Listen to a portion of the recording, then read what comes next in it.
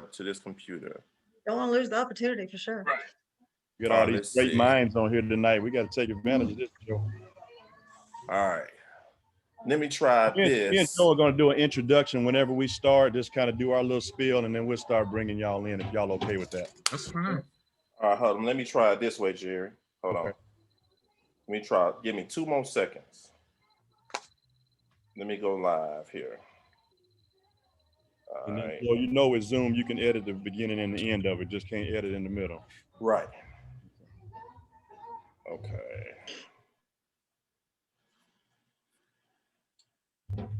Jennifer, you got my number, my email. Yeah, I saw them come up. I'll go back and get them after we post this. I'll go back and pull it up again. Okay. And write everything down. Tracy, please do the same. You got students that are still looking for go to school.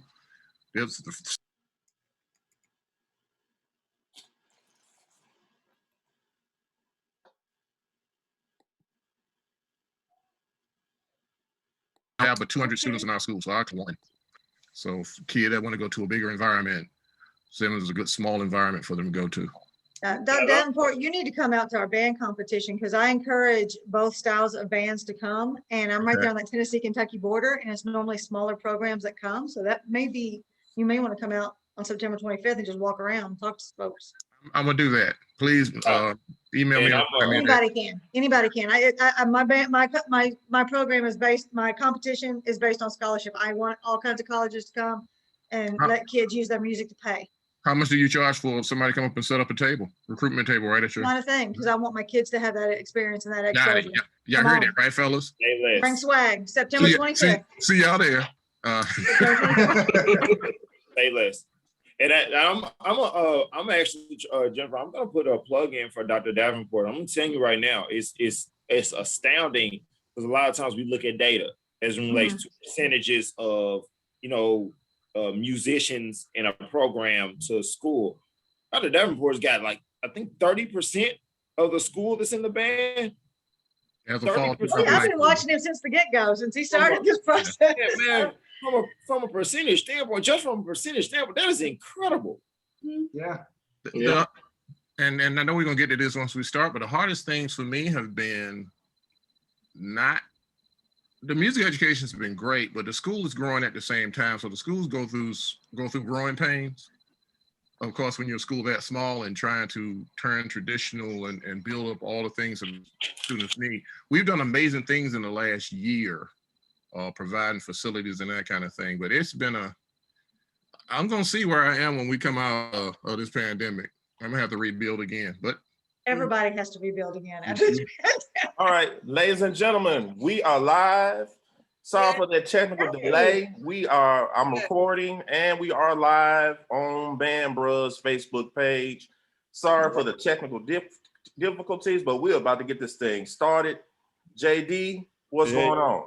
Man, another day in Zamunda, man. Just happy to be alive. Got my mask, trying to make sure that I've got my second shot on Tuesday, Joe. So I'm feeling like I'm ready to go down on Broadway and take my mask off. I'm just playing. Feeling safe, feeling good. What about you, man? What's going on with you? Man, not a thing, man. We are I'm excited about what's about to happen this evening. And again, I'm gonna apologize to all my viewers on here. Me and Jerry did a dry test the last 3 days going live. Yeah. And wouldn't you know it, the day we're going live, we had a little technical difficulty, but hey, we're gonna keep this thing rolling. And I have, if you see on your screen, I've got some of the over 100 years of experience that you see on this screen right here. And I personally know each one of them. Anytime a college director set foot into Maplewood's band room, man, I am very humbled. Anytime another director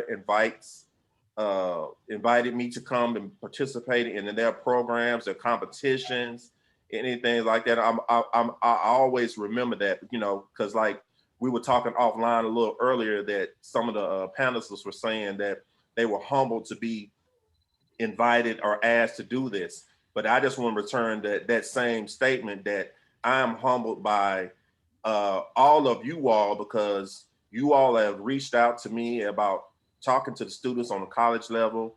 All of you have reached out when you had events, invited Maplewood, and you had great events. And I've reached out to some of you all to come judge them. And so I just want to start that by letting you all know that I really appreciate you all being here. And I think this is a conversation that there's a lot of band directors out there, college and high school, that need to really hear what's going on, because high school level, we are the feeder to the colleges. And with COVID and everything that's going on right now, I think these are some conversations that even colleges and everyone needs to hear, and give it to you straight and raw from people who are actually living in the trenches for this. Okay. So Hey, Joe. Jerry, I'm gonna let you go and kick it off.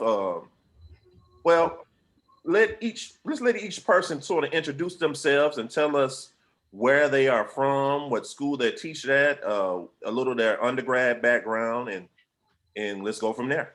Joe, let me say one quick thing before we do that. And I want to make sure that we remind our viewers, man, we haven't been on Bruhz. It's been a minute. You know, we went down when COVID took everybody down, kind of took us down. And so I'm excited just to be here, but also don't want you to skim over just you being a good person, you know, and that's a testament to just you as a human being. You wouldn't have this many people show up and support you or support us if you wasn't good people, as they say. So, you know, I want to make sure I take my hat off to you to have this many great minds in one room. Man, that means a lot. So with that being said, we are Bruhz. I want to go ahead and get this thing started. We want to let the ladies go first, gentlemen. So we're going to let them introduce themselves, and then we'll go clockwise around the screen, and then let's just kind of jump into it. So ladies, whoever wants to start first, go right into it. Well, I will go first. Hello again. My name is Tracy Frazier. I'm originally from Clarksville, Tennessee. Went to UTC. That's how I ended up in Chattanooga. And I'm the band director at Brainerd High School. This is my 28th year in education. This is my 25th year at Brainerd. In the whole band realm, and when we talk about stuff, it's so funny because when people start asking, you know, what's your instrument, my principal instrument is bassoon. So I was in the orchestra, but you know, I do woodwind. Of course, you know, we all have to teach everything, but bassoon was my principal instrument. I'm just really excited to be here. Like Larry had mentioned before, in the earlier part of my career, the band did a lot of traveling. We did go to compete in Memphis. We went to Lane. I had students who went to the band camp at Clark. That's where I met Warren. And then, of course, we would have our own event in Chattanooga, and that's where I met Joe. He would bring Maplewood down. And so it's just good to meet some new people and just to get some more insight and do whatever I can to help, you know, the programs along the way with anything that, you know, I may be able to offer. That is awesome. Thank you. Thank you. All right. Who's next on the list? That would be me. My name is Jennifer Peterson. I am the band director at Westmoreland High School, that is on the Tennessee-Kentucky border, there at Middle Tennessee. My undergrad was from Tennessee State University. I guess if we're doing our instruments, it'll be my primary was percussion, secondary clarinet, and then I also got my vocal endorsement while I was at TSU. I completed my master's at Cumberland University, and I'm about to complete my MED in 2 weeks. For my administrative licensure to be able to move up, because I think we need more of us up in the administration side of the universe. If this pandemic hasn't shown anything, it's showing that. I have been teaching for 5 years. I actually finished my first career.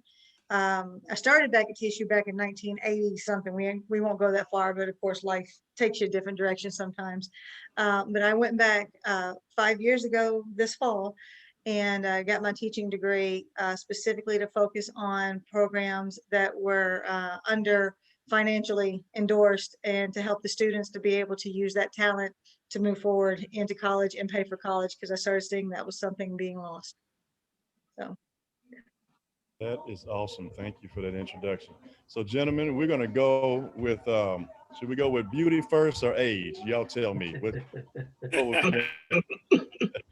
Doc, can you lead us off? I want to see where this goes. I guess you're going with age first. Okay. I'm Dr. Kevin Davenport. Well, let's start with my background. I am a undergraduate graduate of Tennessee State University. My major instrument was tuba. Also played baritone for 1 year in marching band. I was head drum major in 1983. I've been in music education now for 36 years. I've done everything from elementary school through college. Currently, I am the director of bands, chair of the music department, and associate vice president of recruitment initiatives at Simmons College of Kentucky in Louisville, Kentucky. Also the author of a book, Practical Techniques for Building a High School Marching Band. And I've spent a lot of time mentoring younger band directors. That's what I do. So I think I covered everything there. Awesome. Thank you for that. Thank you. Whoever wants to jump in next, go right ahead. I'll go next. My name is Warren Shaw. I am from Macon, Georgia. I am a graduate of Alabama State University. Principal instrument is trombone, but I focus on all brass. Right now, my main thing is arranging and composition. I am assistant director of bands at Clark Atlanta University, and I've been at Clark Atlanta University for the past 23 years now. So I've pretty much seen it all coming through Clark Atlanta, the good, bad, and the ugly. So I'm just happy to be here amongst all of my fellow music educators and just looking forward to the conversation tonight. Awesome. Thank you. Who we got next? My name is Ton Van. I'm a Tennessee State grad. Got my master's at the University of Akron. I'm a high school band director at Armstrong. I'm teaching kids that have backgrounds like me. That's why I became a band director. I have a nice background, as they say. And that's why I'm a band. Band saved me, saved my life. And that's what I want to do to these kids. Awesome. Thank you. Thank you for that. Who we got next? I'll definitely volunteer to go next. My name is Larry Newby. I am the current assistant director of bands at Lincoln University of Missouri, located in Jefferson City, Missouri, where I also received my Bachelor of Science degree in sacred music. I also hold a master's degree in education, curriculum, and instruction from Concordia University in Portland. And I am currently pursuing a doctoral degree in music education from Liberty University. My primary instrument is percussion. My secondary instrument is euphonium, trombone. I also play around with quote unquote tuba and mellophone and French horn. Previously, I was the chief arranger for Blockland Music and Publishing Company out of, I believe, Charlotte, North Carolina. And I am delighted to be on the call with all of this wisdom surrounding me. And I am just very appreciative and blessed to have this opportunity. Thank you all very much. Awesome. Thank you for that. Who we got left? I think, are there two left? Okay, I'll go. All right. Hello, everyone. My name is Rontrell Callahan. I'm a product of Atlanta Public Schools.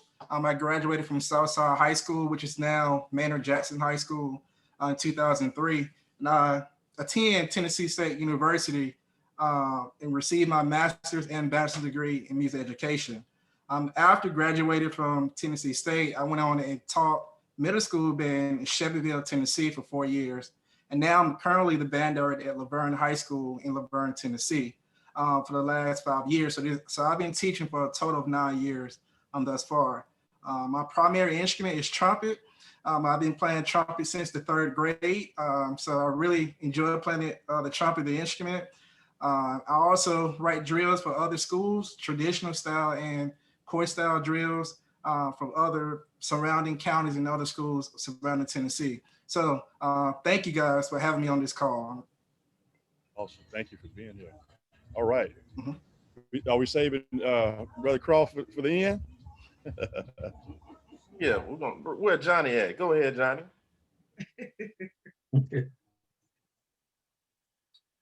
You may be on mute. I think you're on mute. Johnny, let me see. There he is. Johnny, try to say something again.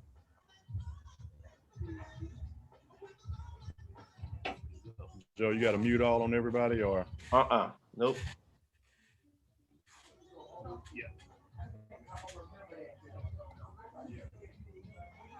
Try to unmute Johnny. Unmute Johnny. You're unmuted, but is the volume low? We can't hear you. Nope. All right, maybe you'll try to sign back in. Joe, just watch for him if he signs back in. Okay. Okay. All right, we're gonna keep this thing moving. I had a chance to just listen to you all talk, and I was hoping that you all didn't share any really good information while we were offline. But here we are. So we're gonna try to continue that conversation because it's needed. There's some students that need to hear this. There's some parents that need to hear this. And I think it's just good information. And what I don't want to do, Joe, and help me out on this, I don't want this to be the be all do all time that we meet for tonight. I would love to be able to revisit this because there's so much information that needs to be given. So we're just gonna jump right in. So Hold on, Joe, Can you hear me now? there we go. Yeah. Johnny's back with us. We can hear you. All right, Johnny. Okay, my go. bad. I don't know what happened. I'm not sure. I was talking. That's okay. You never know with this. It looked like an old karate movie. You were just moving your mouth, man. But that's all right. Yeah. Go ahead. You got the floor. Go ahead. Well, a little bit about my background. I'm from Detroit, Michigan, product of Detroit Public Schools. Came to Tennessee State on a band scholarship, of course. My primary instrument is trumpet, and I got my bachelor's and got my master's from Tennessee State. And I've been with Metro Schools ever since I graduated. This is my 17th year of education.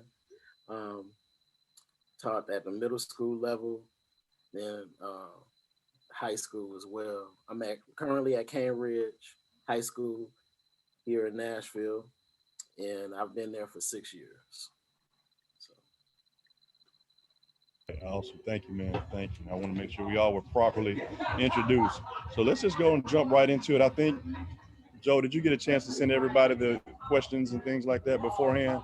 Everybody has the questions, and we are good to go. I'll let you pick out a question, Johnny, and we can go from there. Okay. I'm Jerry. Okay. So, Jerry, let me say this. Okay. For my crowd that's on there, we want you to know that we're the purpose of this. We have it sort of broken off into 3 segments, and with any organization, there's the building process, there's the maintaining once you get it built and try to maintain what you have built, and then with the band world, and competing with other programs, not just necessarily band competitions, but technically competing with other programs in your area, college or high school. So we're going to sort of keep this, we'll keep it in that order. We'll start off with building. That first segment of questions with building first, and we'll just go from that way. Okay, and again, we'll do ladies first, but I'm gonna jump right into that first question then, Joe.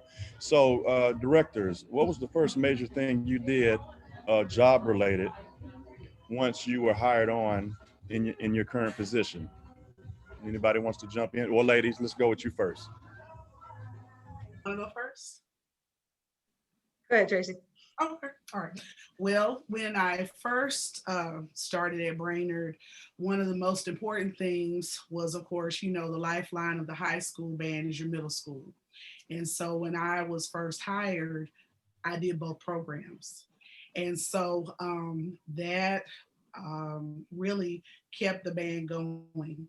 Um, Once I developed a relationship with the students in the middle school, it made it easier once they had to cross that bridge into going to high school. So it kept the numbers up.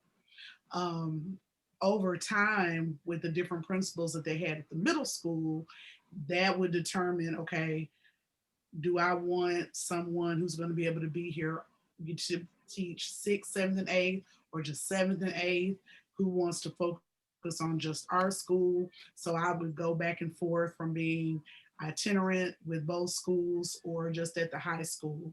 So the biggest thing for me was definitely developing a relationship with the students and the parents, and then of course the community. I don't know if any of you all are familiar with Grady Black. He was the band director before me.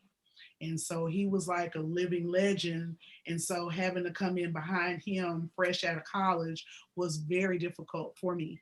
It was always, that's not the way Mr. Black did it, that type stuff. He's deceased now. But when I first started, he would help me. I would call him. I also, now they have a program where they issue a mentor to the new directors, but I found my own mentors because that helped me as well. I needed to have somebody who had the experience, who could give me, the information that I needed to help me to get started. And then right now, to fast forward to where I am now, it's really, and especially with COVID, trying to get a rapport with those eighth grade students. That has been a challenge, but we're trying to make that work. We have two programs that feed into Brainerd, and I have two really good middle school directors that I have a relationship with. One of them is brand new, but he's hit the ground running.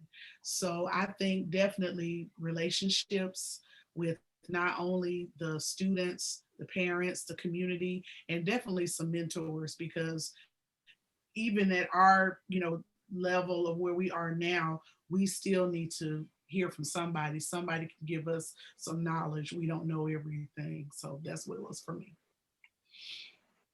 Yeah, I would say it's almost identical for me. Of course, she was blessed to follow a legend and had a program that was in place going on. Mine was almost the opposite. I had followed a lot of rotation. Like every year or two, there was a new director coming into that program, and it was basically a dying program at that point. And the administration and them, they were doing what they knew to do, but the problem was they were non-band people, and so they didn't know that it was falling apart in front of their faces at the time. So when I came in, like her, I was doing the middle school and the high school. Now this year is our first year, and it's the first time in the entire school history we now have two directors. There's a full-time at the middle school and a full-time at the high school, and during a pandemic, thank you Lord. So that helped. But my first priority was getting out into the community.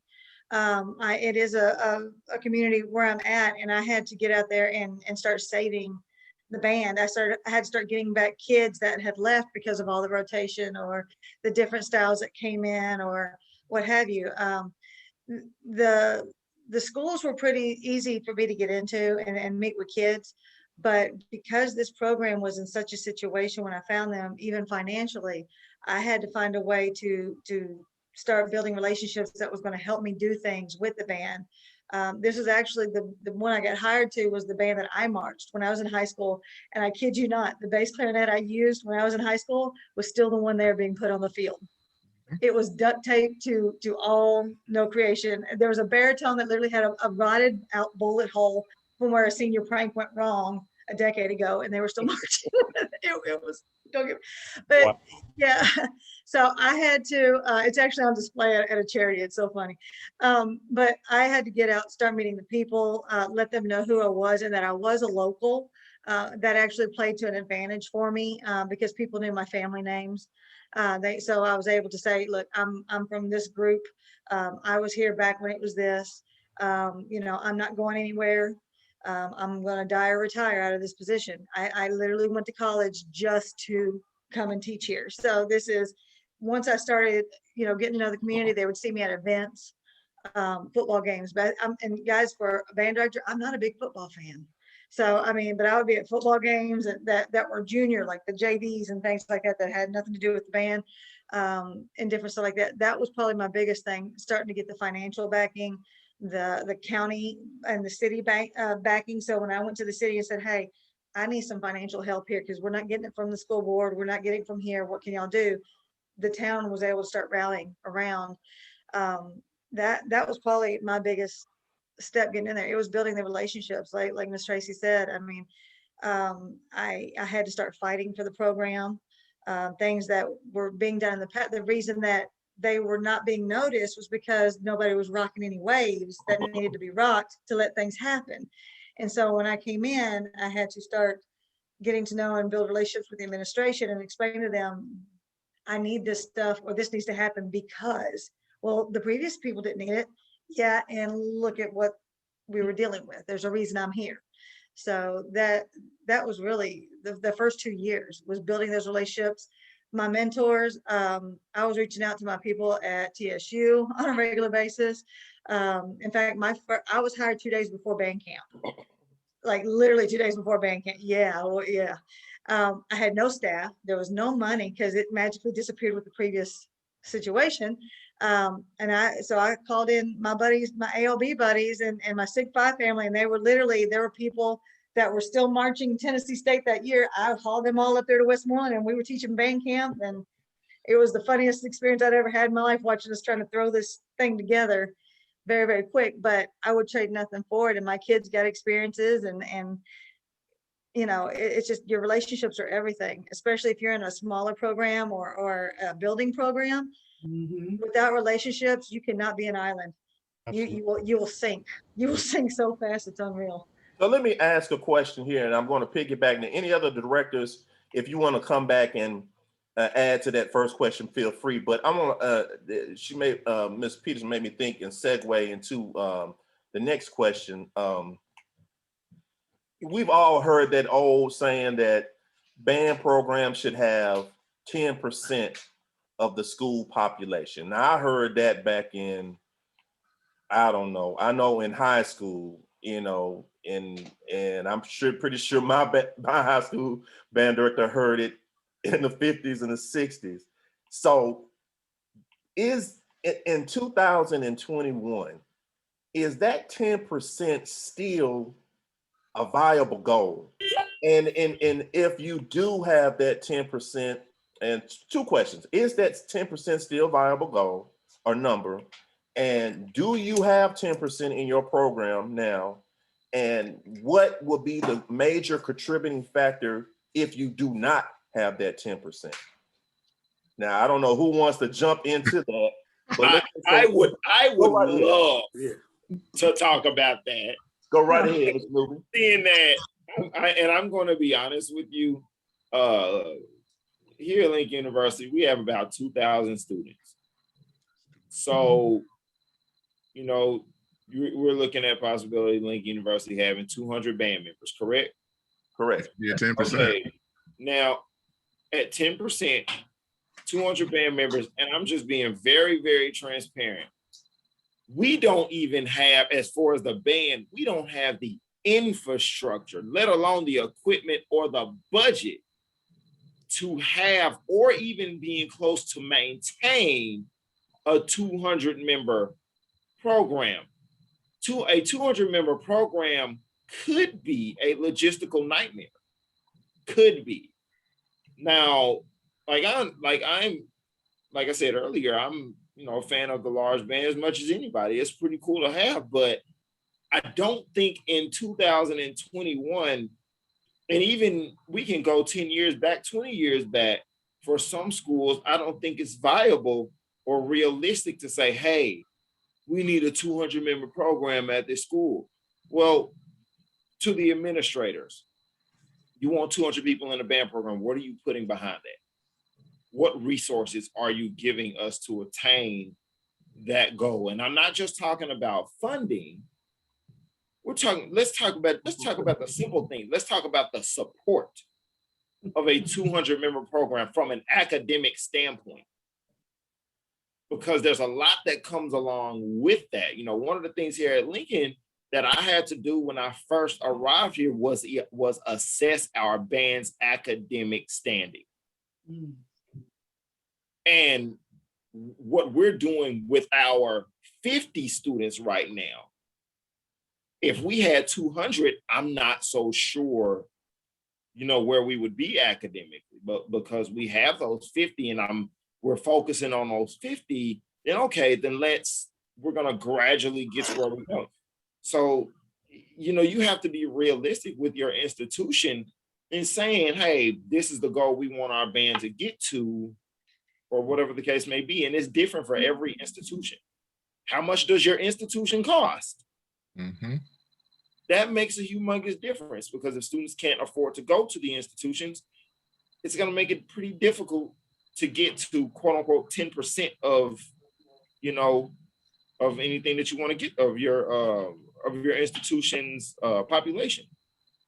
Well, there's also the opposite side of 300 students, 27,000 clubs, and you only have so much time, and you can only share so many daggone times with the certain sports and stuff.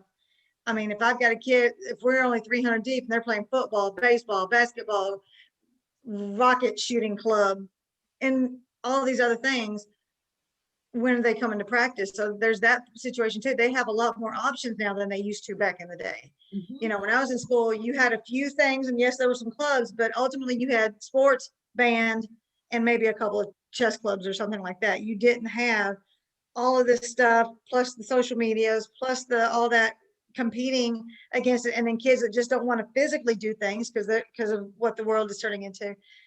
It's hard to maintain. It's doable, but you're fighting nonstop, and why should it be about a number?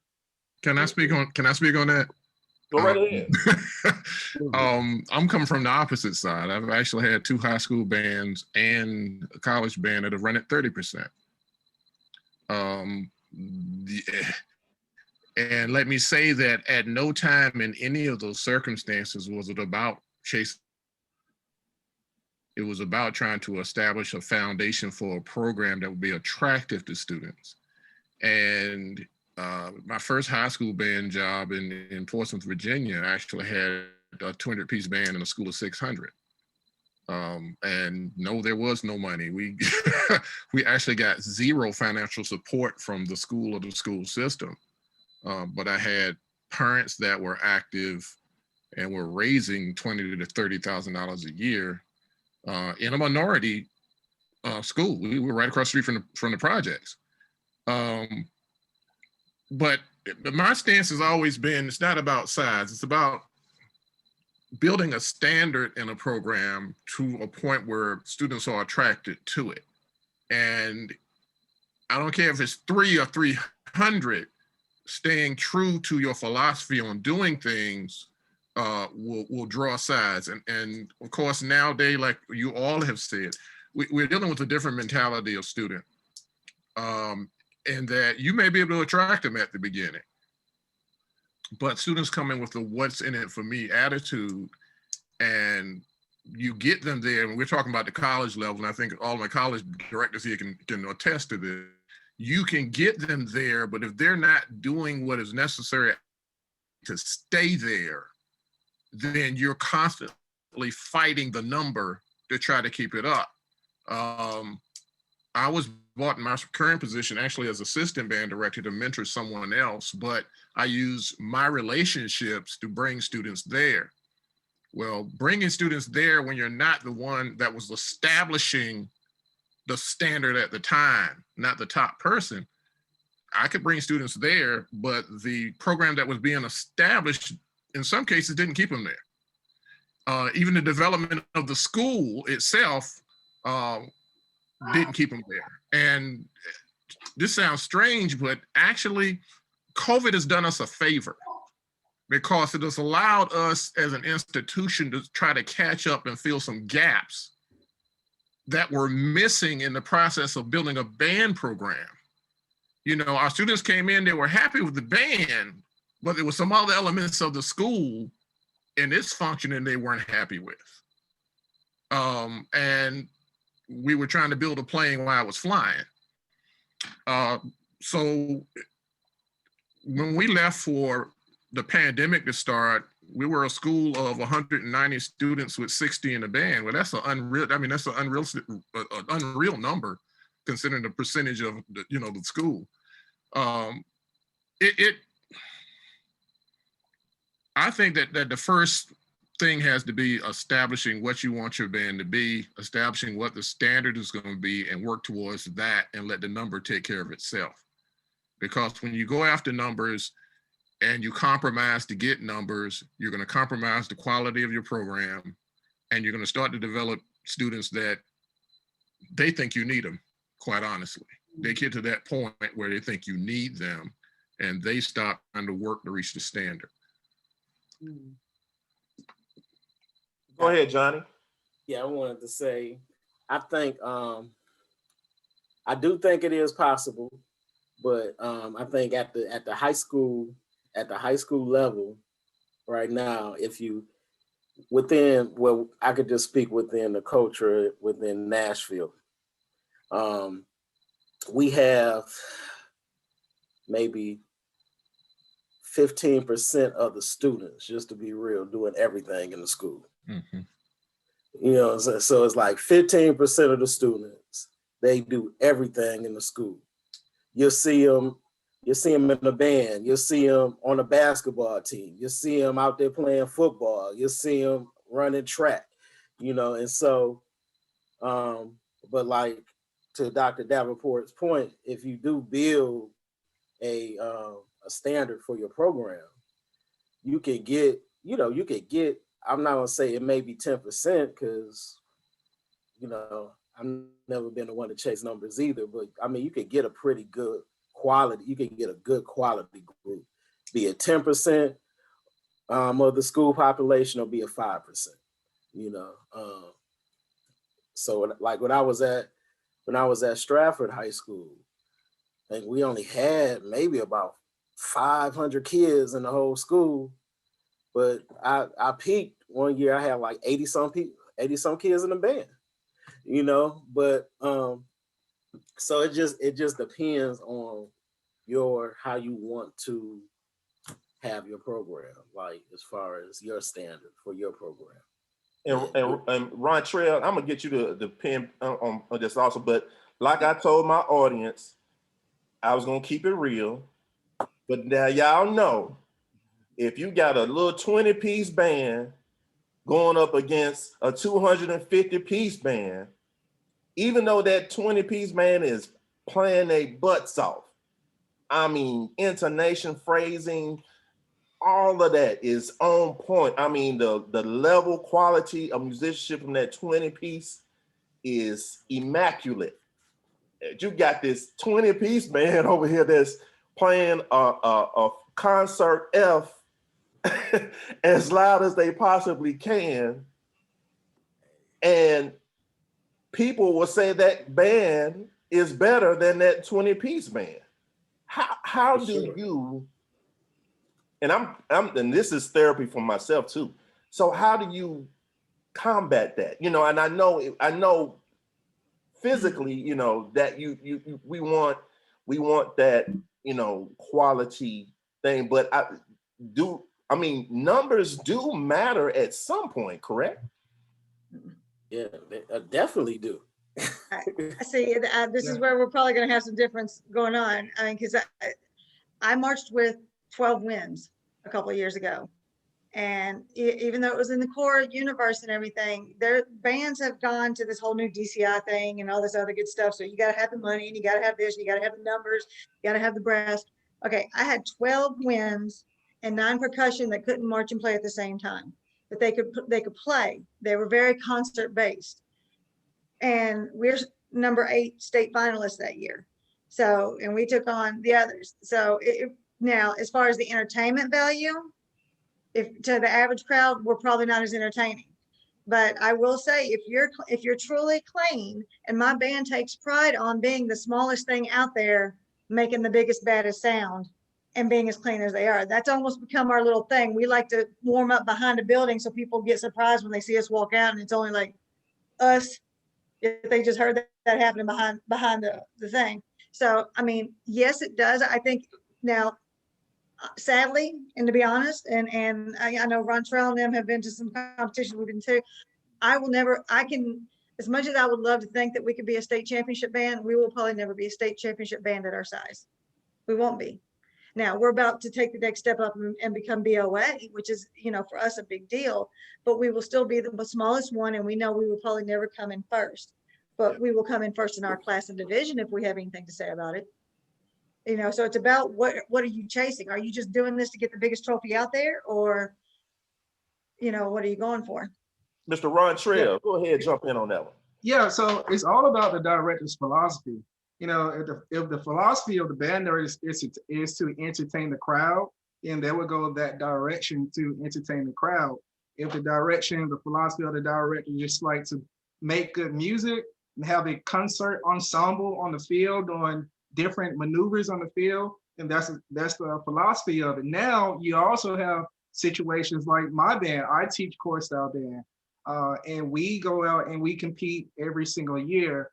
And most people wouldn't believe, like, oh, okay, that ensemble sounds very good, or that ensemble really march well together. So with my ensemble, my band, it's all about concert. It's all about, we surround our program surrounding concert band. We surround our concert and our ensemble regarding like small ensembles playing together as a full ensemble. We do not go out and just play as loud as we can. Now, do we like practice playing at a fortissimo level? Yes, we do. We also practice at playing at the fortissimo level with good tone, with good sound quality. So that way, it won't have any distortion. I also teach my students too, like, hey, listen to your sound. We have this thing called trio. So it's myself and the person beside you, so they can balance and blend. One of the things that I'm definitely proud of to hear my students, that they use musical terms. They use Ms. Callahan, is that balance okay? I'm like, great, using like good terms. Or, was the blending okay, Mr. Callahan? They don't use terms like, no, that's cranking, man, that's bussing. They use like terms that they hear me say over and over and over again. So that way they start to play like that. Now going back to the previous question regarding like 10%. Now I'm supposed to have, believe it or not, I have a very large school, very large school. I have 1,945 students in my school. And I'm supposed to have 190 students in my band program. That's not happening. I currently have 100 students in my band program. Regarding like the marching band program, total in my band program, I have 120 students. Well, that 20 students, that 90 students that I could have, they all are into other activities. And that other activities, I had to write this down. I don't know if anyone is, this is probably gonna start happening in Middle Tennessee, that dual enrollments is like the thing now. And dual enrollments in my school, we have an associate's degree. So my students, they can graduate from high school with their associate's degree already in their hand, along with their high school diploma. So my band students, parents, they're going for academics. So they're in band for 2 years, freshman, sophomore year, come their junior and senior year. If their parents want them to take their associate routes through Montlow State Community College, and they can take that route, and guess what happened? They are not in a band class anymore. So I'm losing students.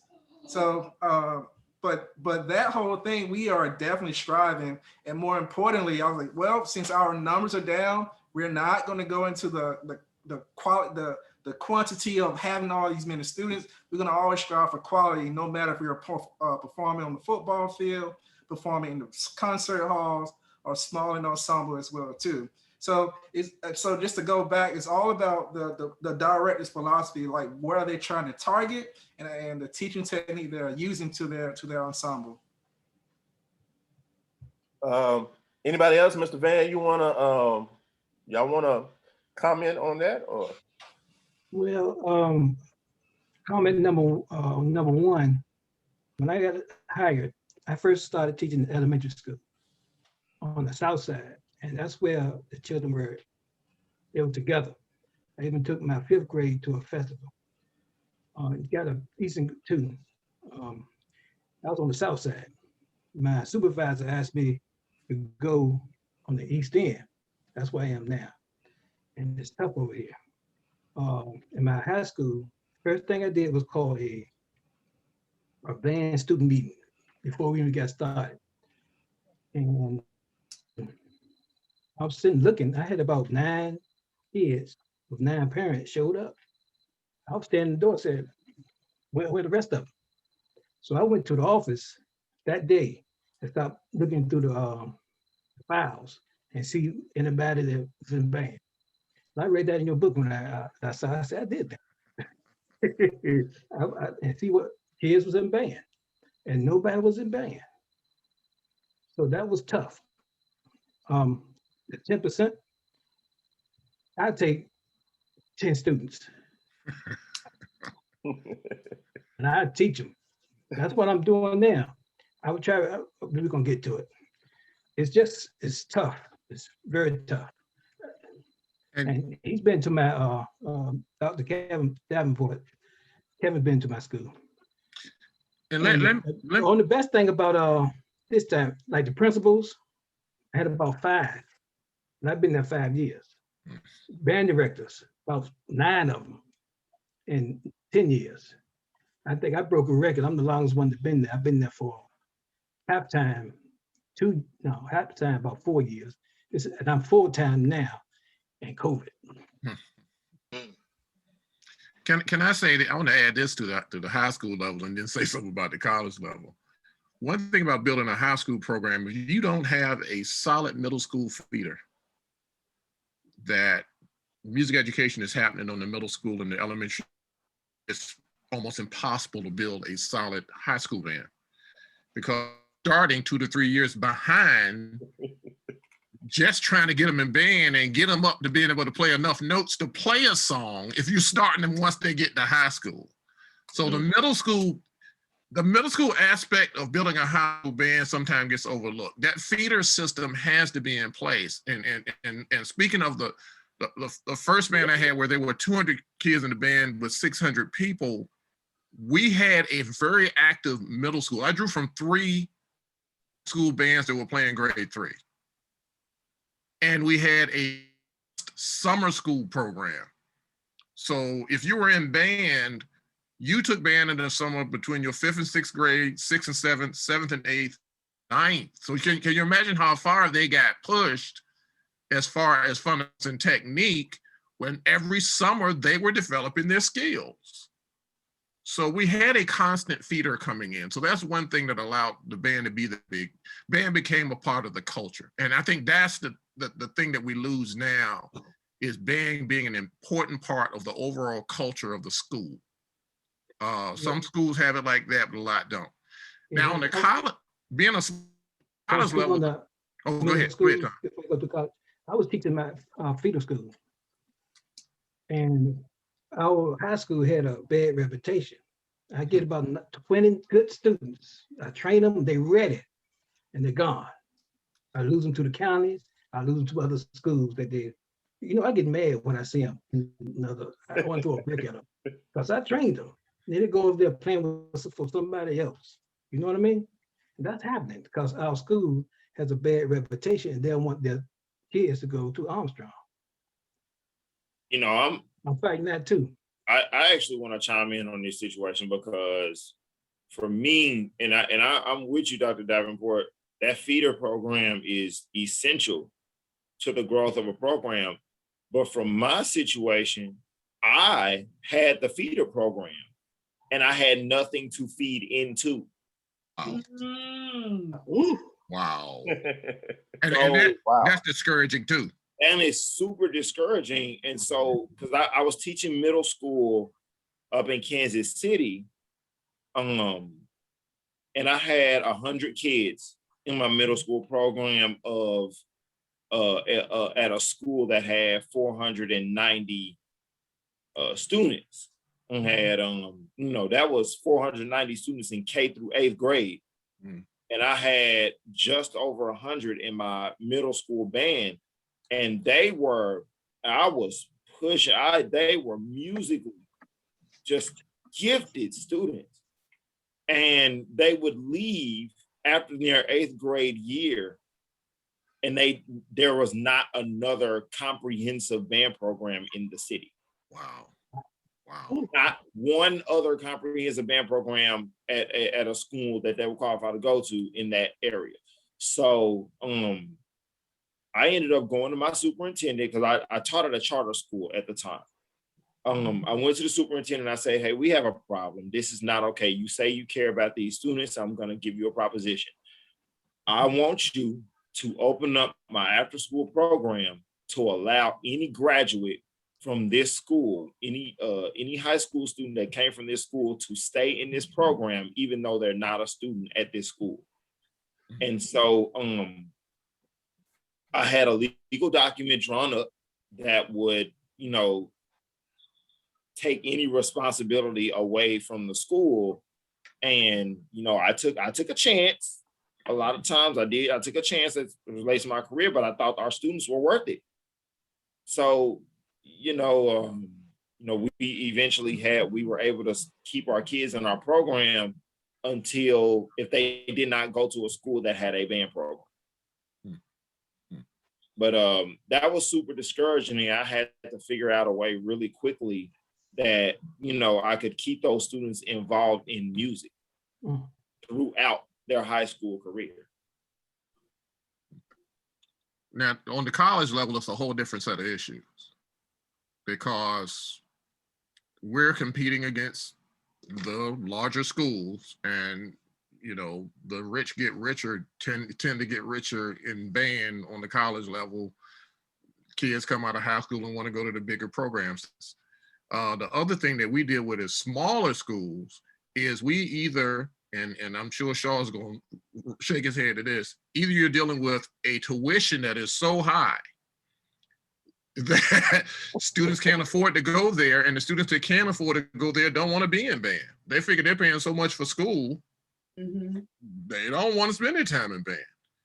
Even if you offer them a scholarship in many cases. I got my master's from Hampton. I know it's tough trying to build a band in that kind of environment. The other thing is, when you're at a smaller school like I'm at, I've got a limited number of majors. And I am begging and pleading, if I can get my school to just offer a biology degree, my band would triple in size. But we only offer 6 bachelor's degrees. Well, that really narrows the number of students that you even have a chance to recruit. And we did an audition thing on Tuesday night, and I'm just scratching names off. When I saw what the intended major, I just had to scratch them off. There's no need to even recruit them, because I know I don't have the major to entice them. There's no need to try to bring the students if they can't even pursue their major. So we have a lot of other issues trying to build college bands that have to come. And the biggest thing is, we got to re-educate our culture, because for some reason our culture equates small for bad. Doesn't matter how good you play. If you're not blowing the lacquer off the horns or the paint off the walls, they figure you're not good quality. And that's because we've allowed certain groups of people to educate our crowd to think that's what's good.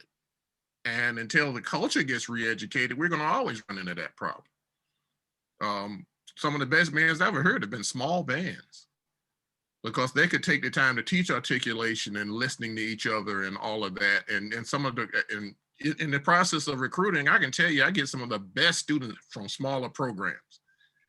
And I think there's 3 people on this call that have had students come through my program.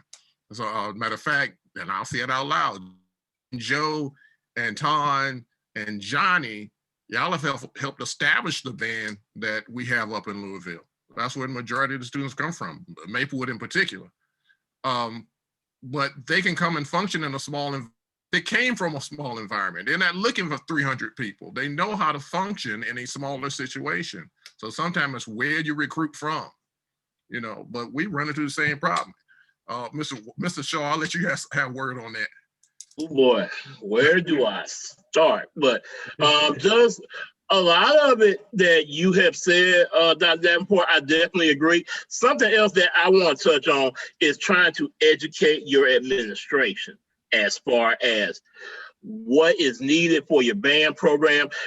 Because I think we've gotten to the point now where all we tend to see is marching band, and they want us to feel like that we're supposed to play for every fish fry or any call a drum line, they can come, but they don't understand that, like, we have to, one, pull these students out of class. You care about them for education, but you consistently pulling them out of class for whatever reason, which that takes time. We have to meet at least an hour and a half, 2 hours before. They don't understand that the process of getting our bands together to make sure that we have them performance ready. Mm-hmm. And then once we do it and then we're not where we need to be, then you're ready to just jump down our throats. But I'm like, there is a process that comes with this, and that's something that we have to consistently get our administration to understand. And once you have changing administration, that doesn't help either. So I add something to that. The other thing is when we have to pull them out of class, the professors don't give our kids any slack on doing the work.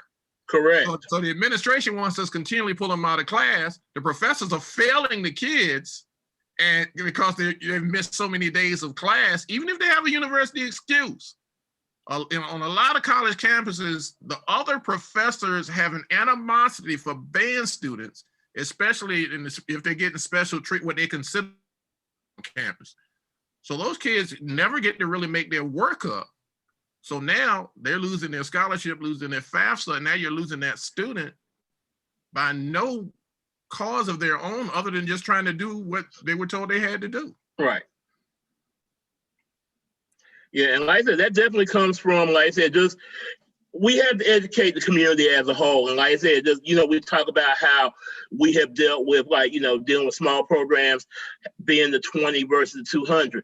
I've been in both situations. When our earlier start, we were at 140, 150, but we've gone through so many administration changes, especially with director, we got as low as 15 people. So it's just a matter of trying to build it up and then just trying to make sure, just from a hierarchy standpoint, like going from making sure that your department chair is supportive of you all the way up through the chain of command going to administration. So that's something that I have dealt with personally on my end. So just trying to, like, we had a good program, then going basically rock bottom and now trying to rebuild.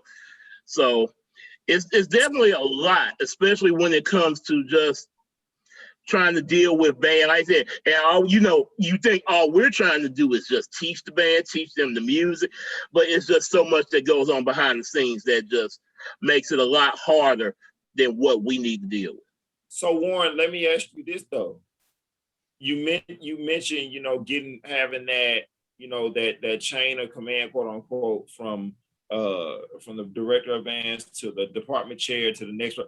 Okay, so what do you do when there's no split, there's no chain, there's nothing there? Because in our case here at Lincoln, you know, we've had this conversation before, where because we don't have a music degree as of right now, there's no middleman between the director of bands and the vice president of student affairs. There's no person. We go directly to him. It's like, and if he's not there, if he's not, you know, doesn't share the vision or whatever the case may be, okay, we're in trouble because you gotta sign off on everything we do, everything we purchase, everything we look at. Right. Like I said, then that just makes it a more difficult situation because, like I said, just at some point you're going to have a conversation to be like, okay, Because for the situation that we're talking about, you've got one person telling you one thing and one person telling you something else. But it's really, who is your direct person as far as who you report to? That's who I would honestly want to listen to first. But like I said, just sometimes it's just, for lack of a better word, it's just a who's got a bigger whatever contest at this point. You know, Jennifer spoke to this earlier when we were talking earlier tonight. A big part of it is we. Wait a minute, I did not speak on that. But part of our issue is, and I think this happens both in secondary school and college, we don't have enough administrators that have a musical background. Mm-hmm. So we're going to them and asking them and expecting them to understand things that they have no frame of reference. They simply don't. They don't know what you're talking about. Because honestly, most administration is data driven. Yeah. I mean, and they can't even, you know, I'm blessed that I'm in a place now where I go to and we suddenly had to have a concert band program that hadn't been planned out just because of where we could teach class. And luckily my provost, I just went to her and said, I need concert band instruments. And her response was, get what you need, which is just, does not happen often. We know that. And I was able to buy concert equipment in less than 3 weeks for the entire group. But having someone in administration as a proponent for the band program, that's both, you know, in high school and college is very, very important. If you don't have it, it makes it twice as hard. If you don't have a guidance counselor or guidance counselors that understand the importance of music, do I need to say the rest of that sentence? It's impossible, because they start using your band room as a dumping ground. They're putting people in there that have no interest in music just so they have an elective. And then your highest, your most talented students tend to be also your highest academic students, and guidance counselors are funneling them away from your band room. So it's, you know, those relationships have to be developed, and you have to try to build an understanding with those people of what they're doing, how they're cheating the kids, both college and in high school. There should be so many more students in college bands that are walking around campus that have played instruments before, but simply don't see the value of being in band. Don't get me started. And a lot of it happens because they had a bad experience in secondary. Man, you all have, you taught me something here that I just haven't really thought of, that really high school and college, we always think about principals and administrators on the high school, their relationship, but you guys have just made it that's just as important on the collegiate level also. And, I think a lot of people, and I'm glad we're having this conversation where people can hear it. And so when they see band programs, they just think, oh, well, such and such has this over here. Why don't y'all have it? Right. Well, Joe, it's even worse, because on the college level, politics can get you fired quicker. But there's no school board to save you on the college level. If the president simply doesn't like you and you're not doing what he wants you to do, you're just simply fired. There's no recourse. There's a wrap. That's it.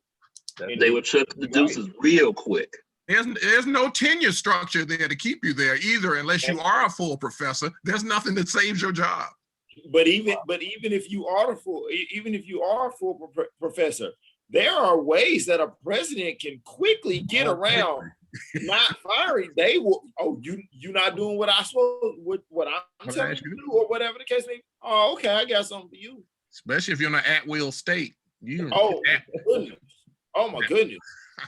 All right, ladies and gentlemen, and to all our guests that are, I'm trying to, if you're looking on live, I'm looking crazy because I got my iPad in one hand and I've got my phone in another hand, just so I can live stream this. So y'all forgive me if we're not answering any questions that you're putting in the chat box, but we will get a chance to go back and read them and answer those questions. So let's jump right into another question. And y'all are just sort of taking us. I mean, I love it. The passion is there.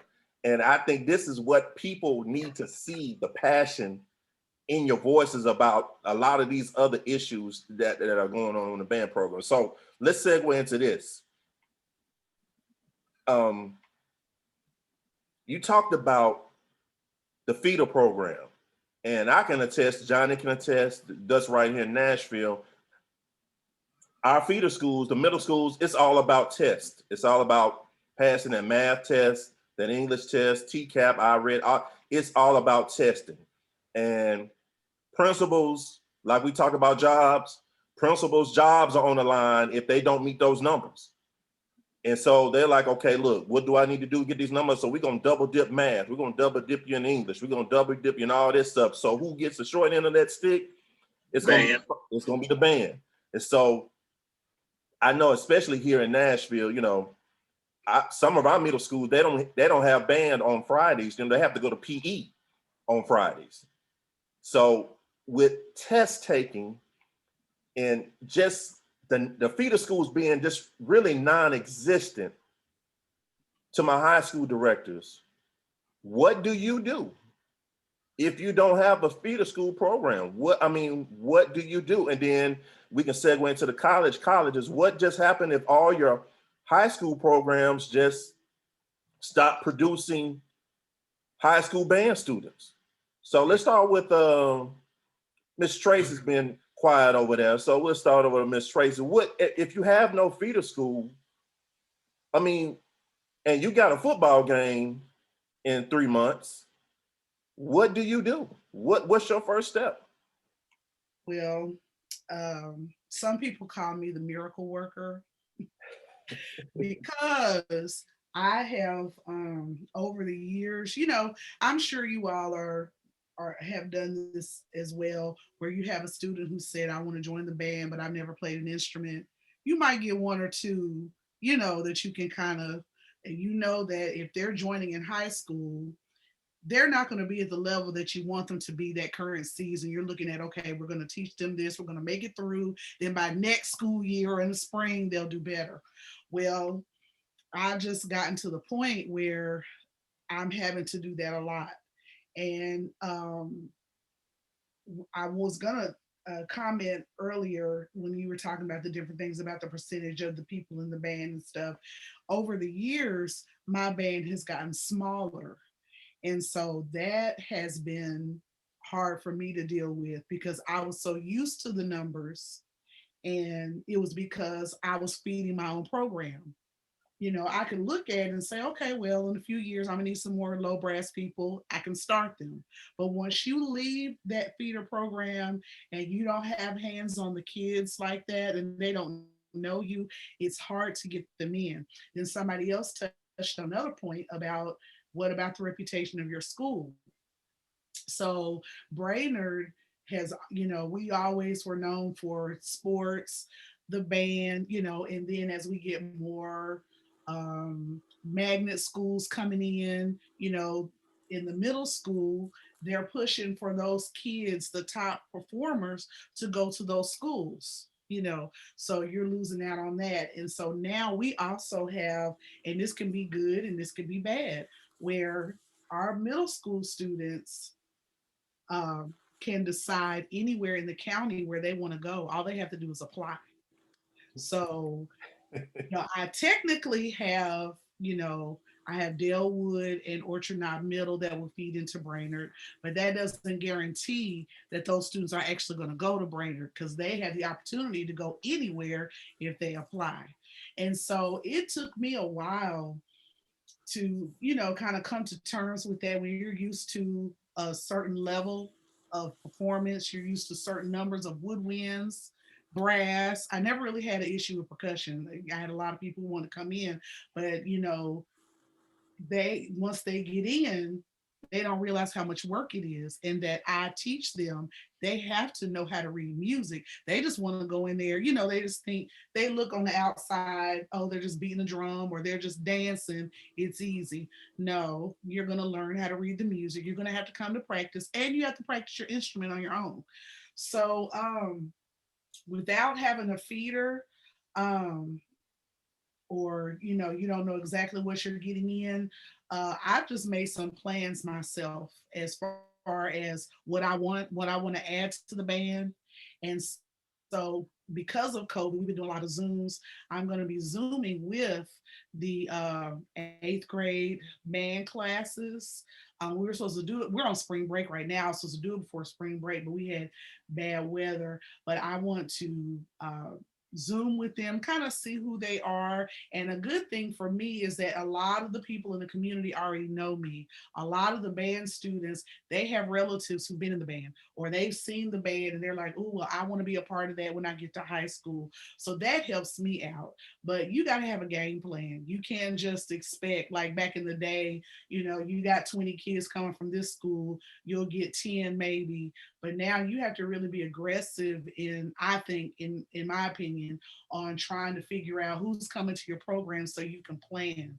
Because, you know, when you're talking about if you only have 20 kids, the people in the stands want to see a show, whether you're, you know, you want to be the best music teacher, they still want to see a show. They still want to be entertained. And so you got to balance that too. You know, as far as, you know, you want to be a crowd pleaser, but you want your kids to learn, because I don't want my students graduating from high school and going to college band. Because I'm like, look, you're representing me. Don't go in there like you haven't been taught. So, you know, different things like that. So I just make me a list and I know what I want to get. Hopefully I'll get it. And I know we shouldn't be looking at numbers, but if you don't have I don't know about how it is with your schools, but if you don't have a certain number of kids in your class, you might have a problem. So I have to, you know, kind of look at that as far as the band program. General music, you know, they'll throw anybody in there, but your band class, you know, what you're there for, you know, you have to look at those numbers because you want to keep that class and to keep your job. Johnny or Rontrell, one of y'all want to jump in on that? What I did when I first came to Cane Ridge, we had 15 students that were returning next year.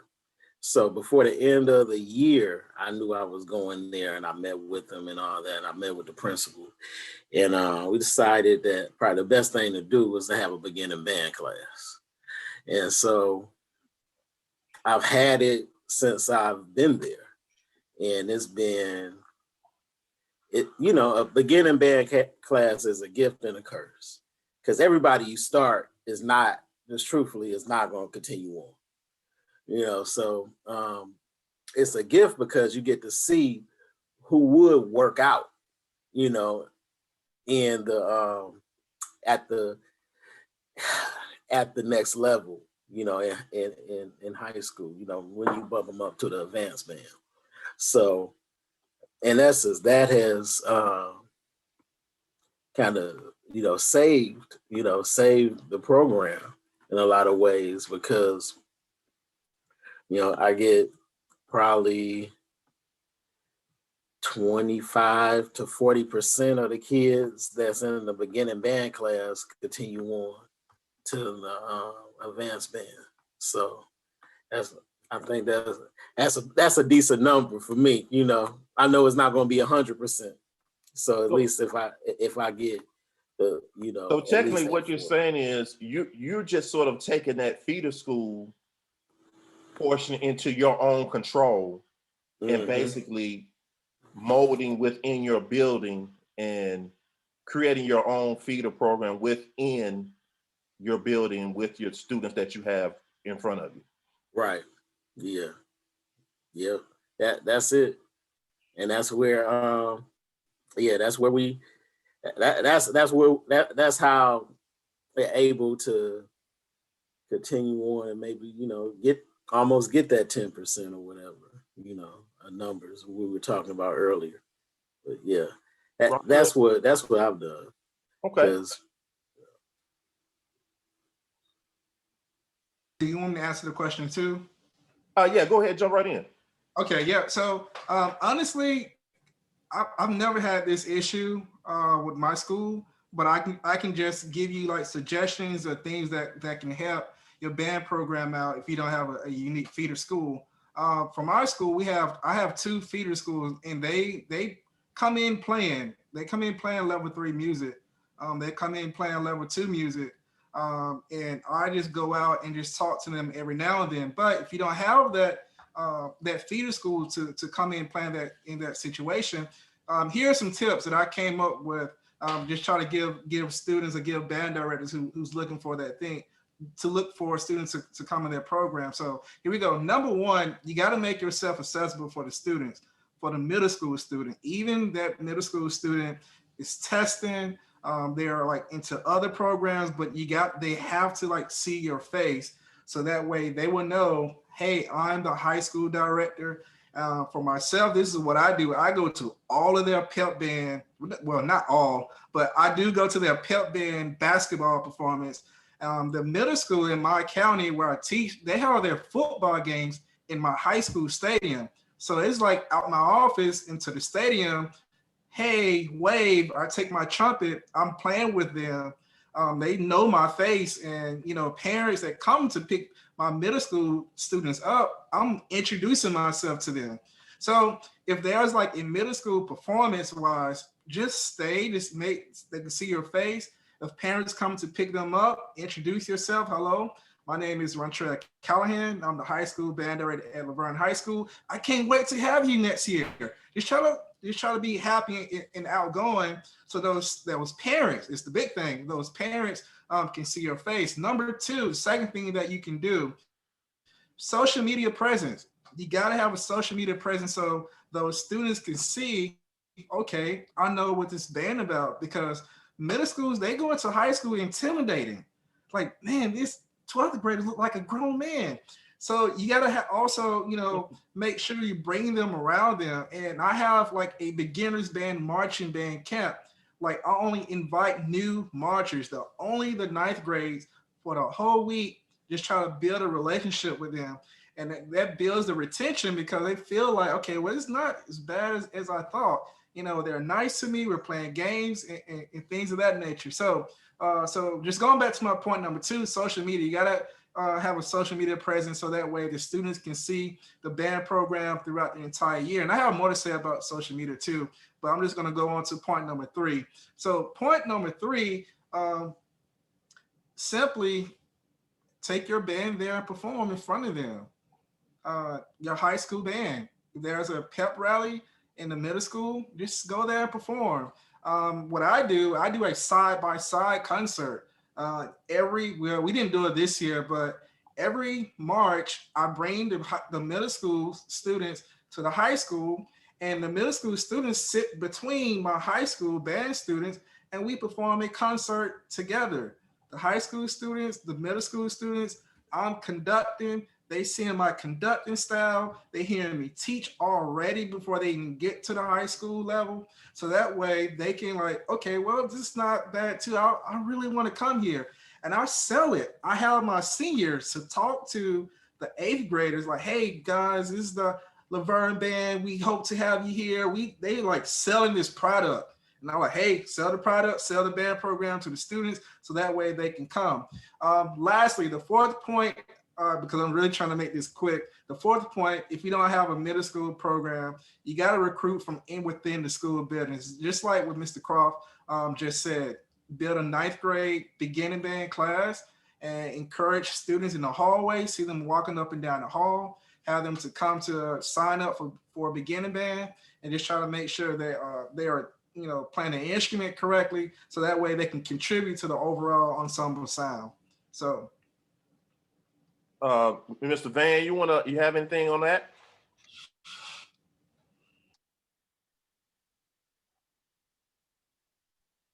You're muted.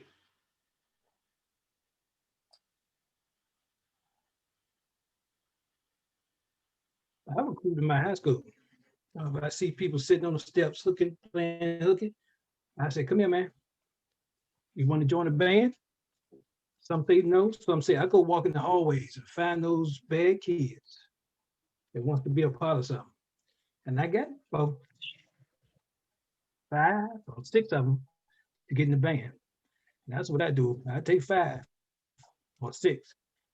It's better than 0. That's what I do. All right. Yeah, awesome. Let's move on to another question.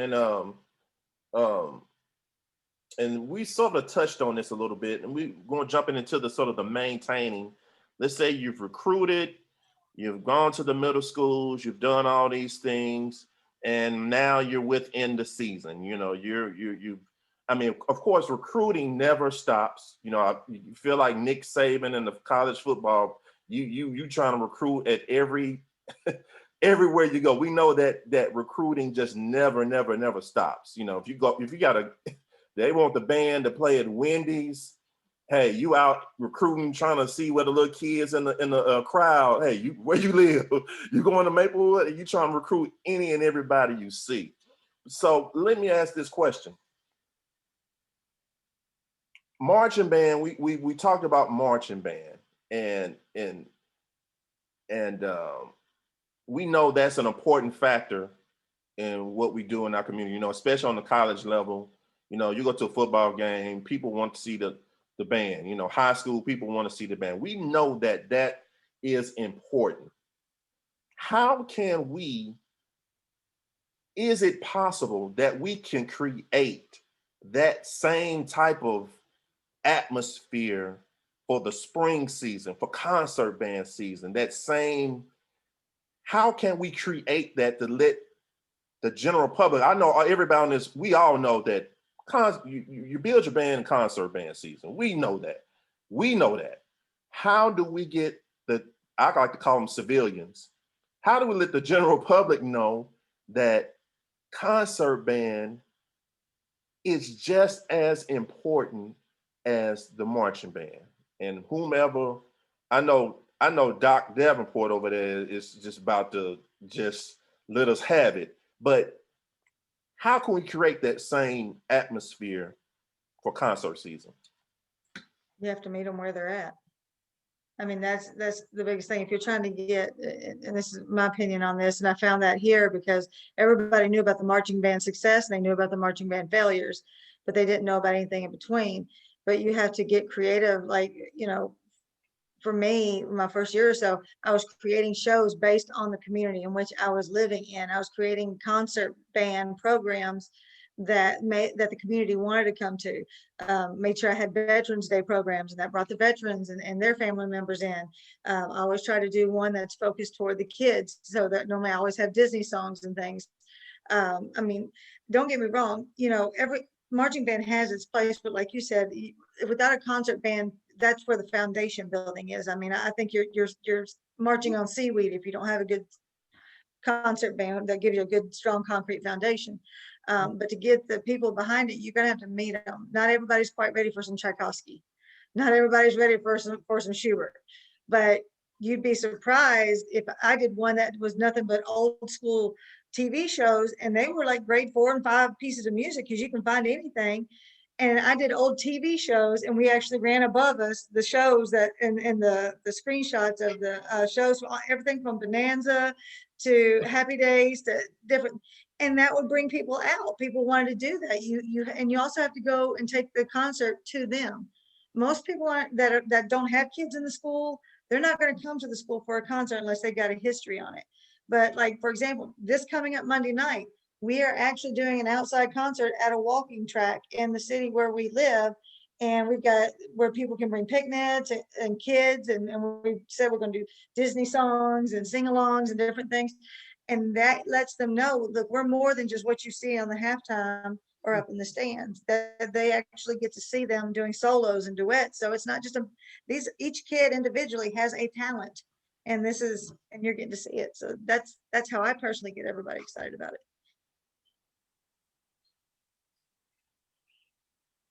Anybody else want to jump on that? I was trying to hold my tongue, give some other people a chance to talk.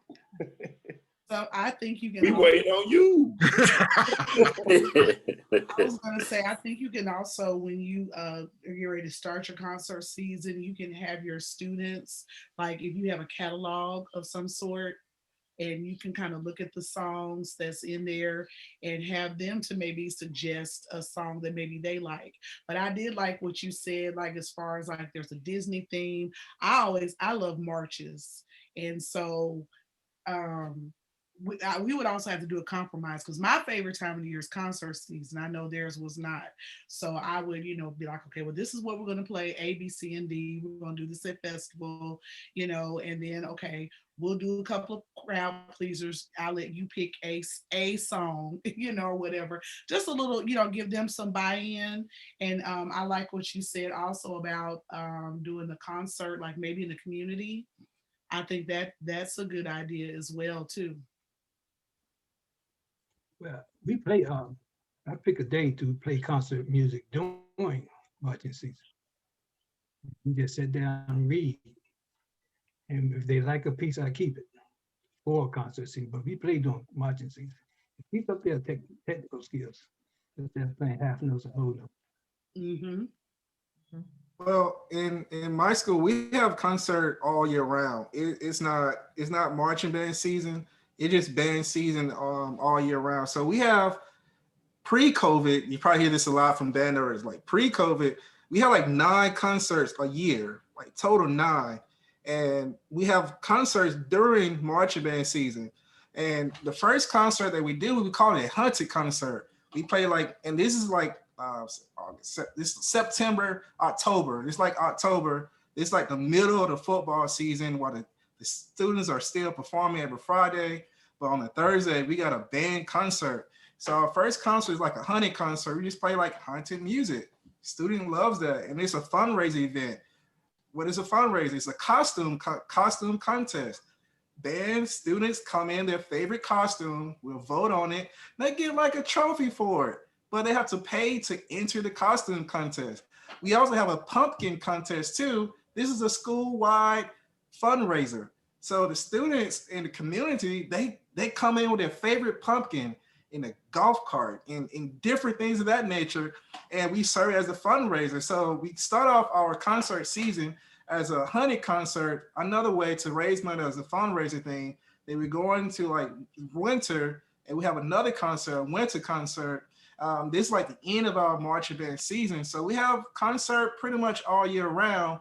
Marching band is only a small portion of it. We only working out marching band music in August during band camp and the end of August.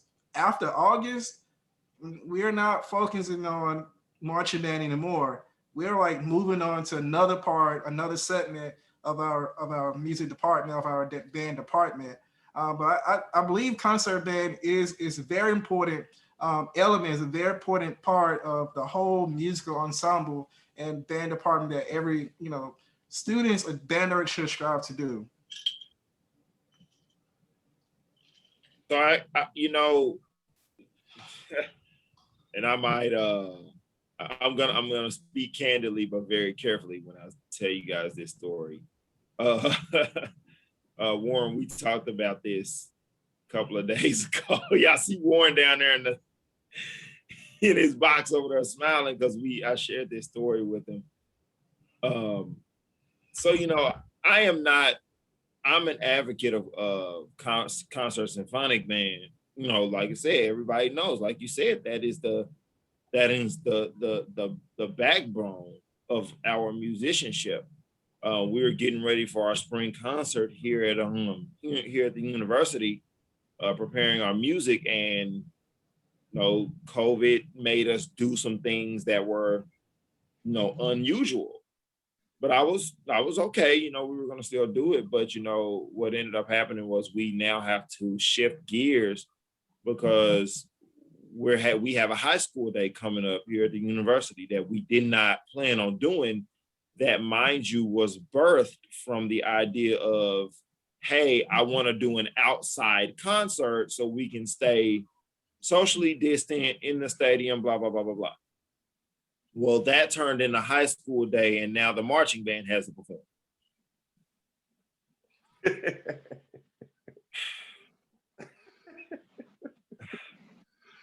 And on one hand, understand, I get it. I really do get it. Like you said, marching band is what's going to pay the bills. It's going to get the students' attention. And like you said, Jennifer, you got to meet them where they are because everybody's not ready for Tchaikovsky or in our case, Robert W. Smith, who's my favorite composer. Everybody's not ready for it. I get it. I understand. But from a musical aspect, it is important to our students, and we're doing them a disservice if we don't give them a holistic music experience. Every ensemble is important and it is critical. Jazz band is critical. Concert band, symphonic band is critical. Small ensembles, percussion ensemble, trombone choir, French horn choir, woodwind quartet, they are essential. Solos are essential.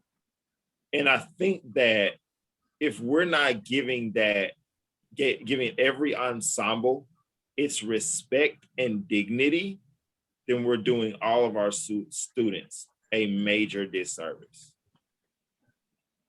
And I want to, and I've spoken with a bunch of other band directors. Y'all been on social media, and we've heard the marching band year-round thing, and we've heard there've been posts and debates and arguments about this for ever since social media's been around. But I'm going to say that I believe that the directors that choose to stay away from concert band season is because they are simply themselves uncomfortable with concert band music, whether they didn't have a good experience in their undergrad or and I've talked with someone, I've asked them, man, why don't you do this? And it's sort of, and I understood what they were saying, like the early discussion.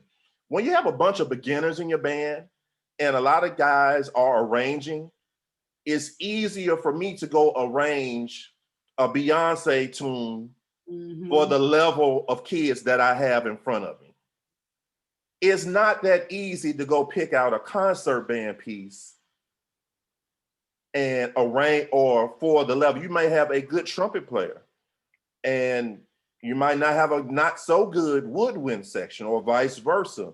So I believe there are some directors who are just sort of themselves.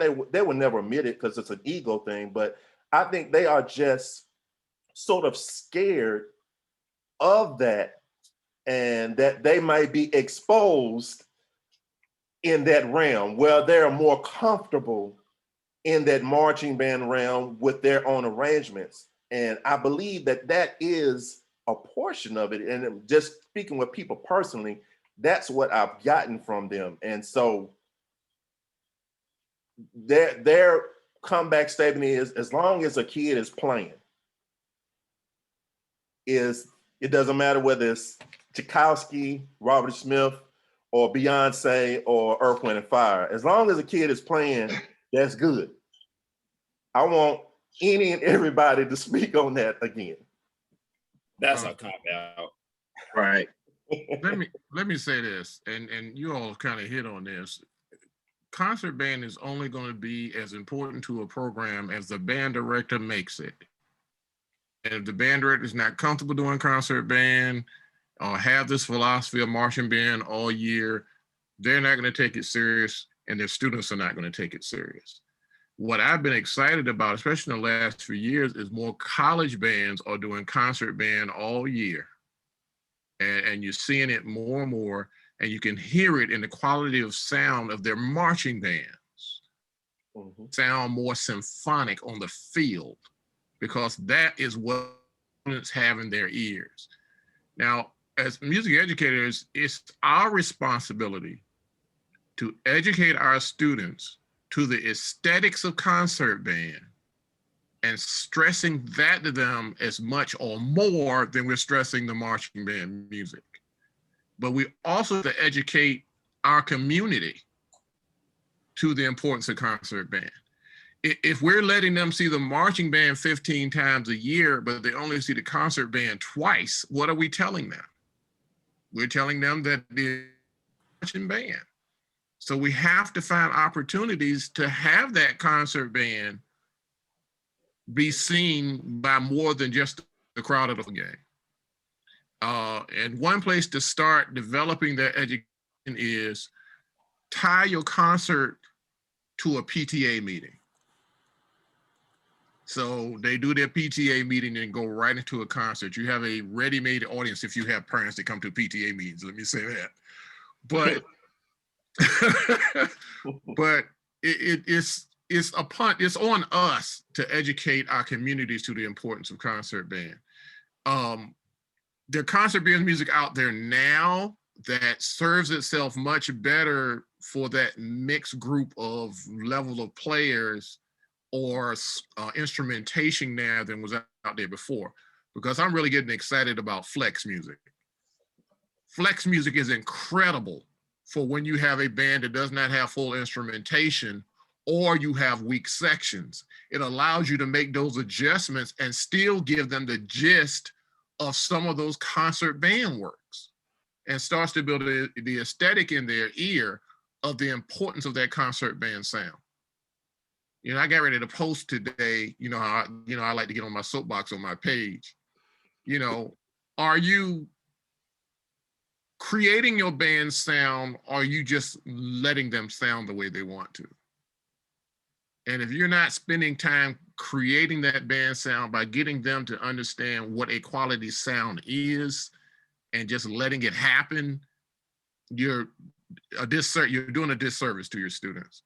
So we've got to educate our public to the importance of concert band literature. I know at Tennessee State every year, particularly when I was associate band director there, and I think they still do it, we always had during History Month, had a concert of music by African-American composers. And that, you know, you can tie it into those kind of things where you still get quality music out there, but you're filling in a theme, whatever it happens to be at the time. But it's as a music educator, it's our responsibility. And things won't change until we take that step to make them change. I will say I might be a little bit different of an opinion on this one to a point. The reality is with DCI and things coming out in the universe, yeah, which I'm not a huge fan of the focus, because we are still marching band and we're still in high school, but there is this movement going where you got drum, you know, winter drum lines, winter guard, winter winds, this and that. Yeah. I personally don't necessarily have a problem with those, but, and there's a big but, I don't think they should be taking place during the academic school day. I think that the concert still needs to happen. Like Rontrell said, really, you shouldn't have seasons. You should have bands, and you just have, and every once in a while you do these different things within that 365 band life. So like for me, it surprises a lot of people, and there's no way Rontrell can do what he does and probably not follow the same philosophy once August passed. But around the end of August, we are now doing literature in the classroom that is no longer marching season. Like he said, we learned that during band camp.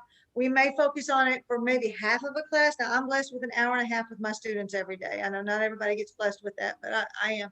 So I will spend 30, almost 45 minutes on nothing but the warm-ups, the tones and things like that. Might spend 20 minutes on the marching show. And then the rest of it, we're doing concert stuff. So, and then when we get to winter season, I encourage my kids, because I want them playing, but you're not going to be in those programs if you're not in the concert band. That is my number one rule. You're not going to choose one over there because it's the fun one. It's the one that gets to travel, or it's the one that gets to beat all the drums all the time. To participate in the winter programs, which are extracurricular, you have to have a foundation and be in the concert band at the same time to make sure they're getting both. Now, I do not agree with these people that are not, like you guys said, they're scared they're going to show their slip when they give a concert, because there's a lot of long tones and things that have to happen in concerts that don't happen on the marching shows and that pop music and things. The dirt comes out in concert bands and jazz bands. So, but people who replace that with winter stuff, I don't agree with, but I do believe there is a place, and it's going to be there no matter what. As long as we've got DCI and stuff, you either kind of get on to a point, or you're going to lose some people, because your kids are going to go and participate in this no matter what. Yeah. So yeah, I was just about to speak on that, Jennifer. Yeah, this is marching band year round is not only in the African American band culture. It's all over. This is in core style too. This is in DCI as well too. This is not like a black thing. there's core style directors that are still doing marching band year round, but it looks different. It looks different. It's WGI. What is WGI? It's Winter Guard International. They are spinning flags year round from August all the way to next August. Spinning. There's drumline competition, but they don't call it a drumline competition. They call it a percussion competition. And just like what Jennifer said, it takes place after school. So they are learning mallets, they are learning snare rudiments, they're learning different cadences year round, but they are going out and they're competing. At the same time, during school hours, there is all about concert band.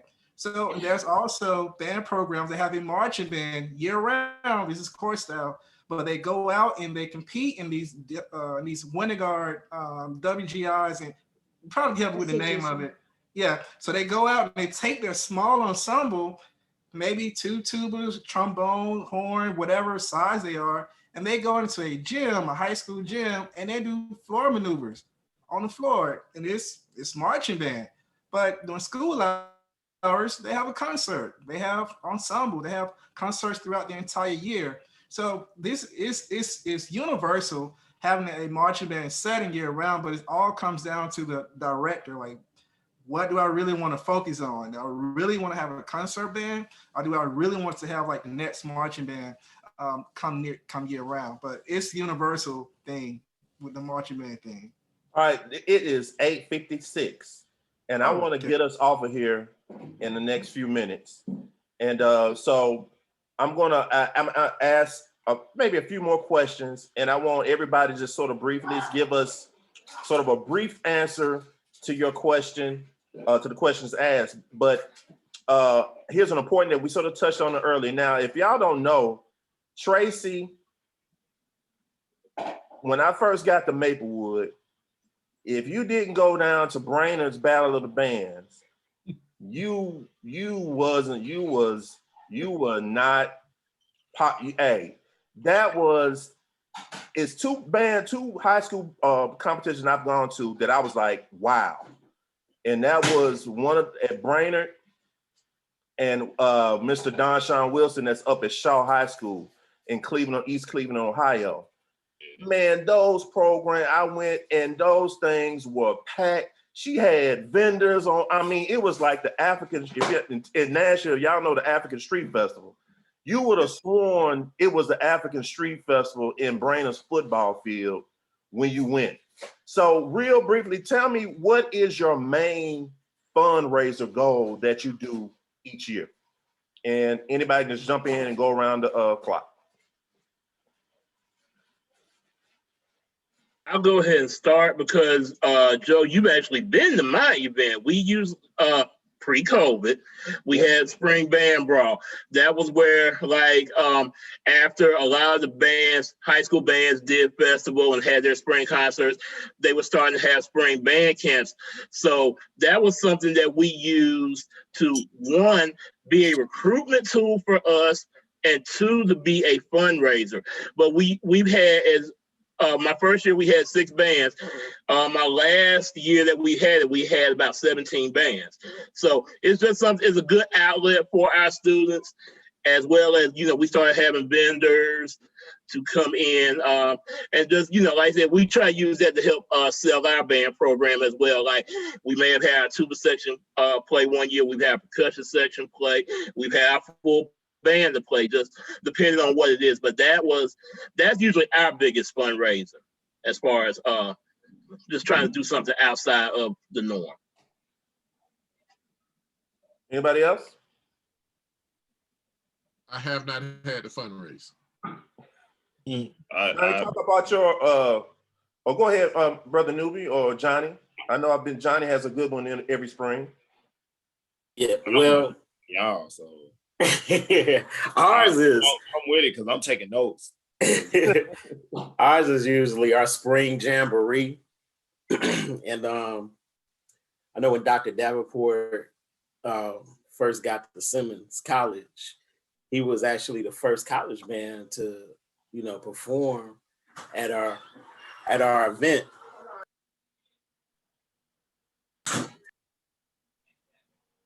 Uh-oh. he was the first one to actually perform at our event, and so from there we've done it for like 3 years, but we didn't get a chance to do it last year or this year. But hopefully we'll get back to it next year, and hopefully Ron Trail, you could bring you bring your group, and Jennifer, you could bring your group. I know we go to you guys in Westmoreland. And I know that's your biggest one. I probably took the thunder away from you. But yeah. I think you still have our chair, actually. We do. Yeah. We do. So next time we come, I gotta bring the chair because we haven't had the event. Tell us about the Highland Ridge, Jennifer, that you have every September 25th this year. September 25th. It's the Highland Rim Marching Invitational, and basically it is we're really focused toward the small to medium sized bands. There are a couple of other competitions that happen the same day that are more established for the really large groups. But we go in reverse order. We start with the largest band and go to the smallest. So that way the smaller bands get to experience having a full stadium, because that's something a lot of them don't get. Of course, we also have the colleges that come out. We have some vendors that are there. It's really more about band fellowship than it is just about anything else. We also host, starting this one, we've already decided we're having the band parent competition, because to me that's probably the most underappreciated group of individuals on the face of the earth when it comes to band programs. They'll be doing everything from putting together a piece of scenery to braiding hair to whatever within a relay race, see which band has the best parents. They're going to make like 25 peanut butter and jelly sandwiches. It's crazy. We play music. We have we invite bands, college bands, to come and be an exhibition.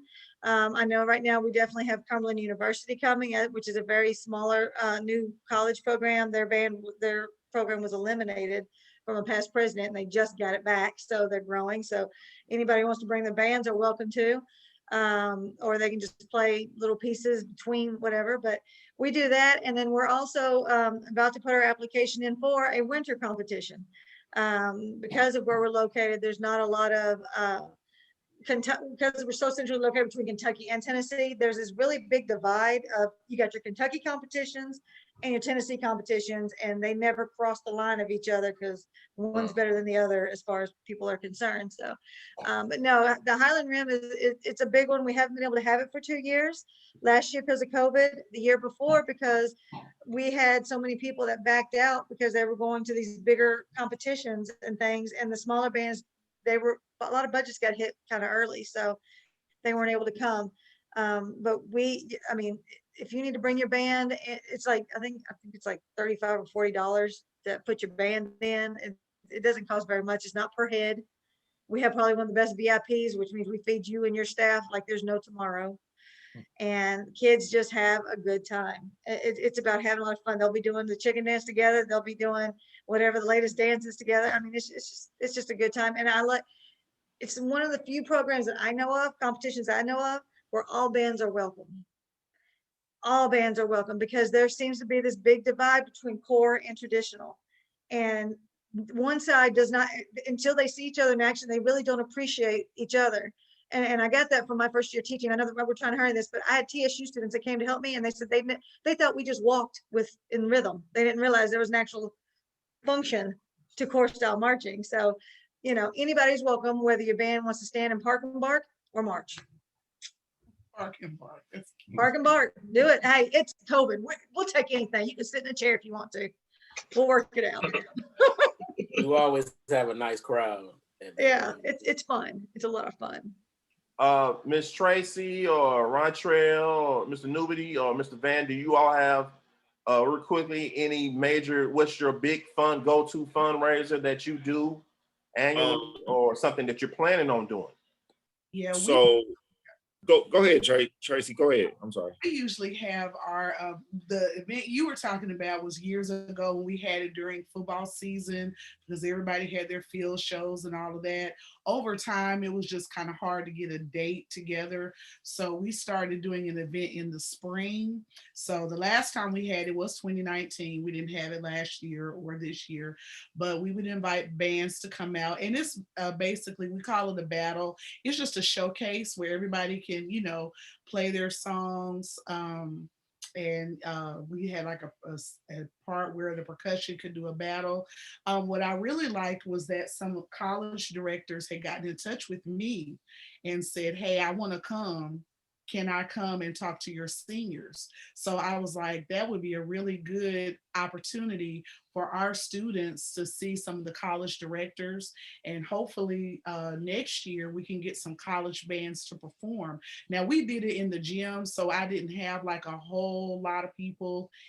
Maybe I think the most we've had is maybe 5 to 6 bands. But you know, how many ever that would like to come, we would like to be able to accommodate them. But I would really like to envision having some scholarships for students. We did have some that happened. It wasn't because I planned on it.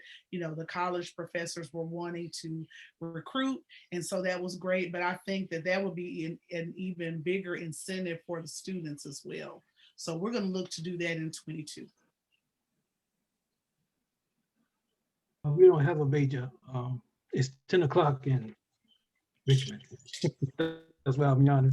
We don't have a major, but Davenport been telling me you need to have a band competition. And I was thinking about doing that this year with all the high schools in the area. So that was mine. Now, if we go back next year, that's what I'm gonna do. I'm gonna try it, see what happens. I'm available for adjudication. And please, Okay. and one of my big things, Joe, you was coming. please invite. I'm looking. We're always looking for somewhere to travel. Different. Please reach out to us. Yes, I remember you was coming down here. One year. I think Johnny went out that way maybe a year ago, 2 years ago. Yeah. I love to come back. You know, just invite them to come support. Right. Rontrell, you told us a couple of your big fundraisers, but do you have any big events where you hosting things like that, or as far as competitions or anything? No, we don't. I don't do any like competitions and things of that nature. But the fundraiser aspect of it, my boosters. I have a band booster club, band booster organization in my school, and they do like majority of the fundraiser. Only thing I have to do is just sign off on papers and make sure that the finances are all correct. But something that I do every year, I have a sponsor letter, and I make sure I go to every single store in Laverne, Tennessee, ask for the manager and try to see if they can donate $5 or $10 to the band program. And what that does, they get a chance to see my face. They get a chance to see like a teacher in Laverne, Tennessee, and they donate. They donate $5. And this past season, when we started band camp, we had a full marching band season. I went to every business asking for like hand sanitizer, wipes, and we got cases and buckets of hand sanitizer and everything of that nature. And so that way we didn't have to pay for it. But our biggest fundraiser, it is sponsors from businesses. We have a fish fry. We also do car washes, and we sell hot dogs and hamburgers at the football game. They're bringing revenue for the ensemble. And lastly, to help our finance out, the students have band dues that they have to pay every single year. Man, that is awesome. And I have one more question before we get off of here. And I want this is directed directly towards you, not your students, not your administrators, not your parents. This is for you, because there's a lot of aspiring music educators out there, hopefully, that are listening.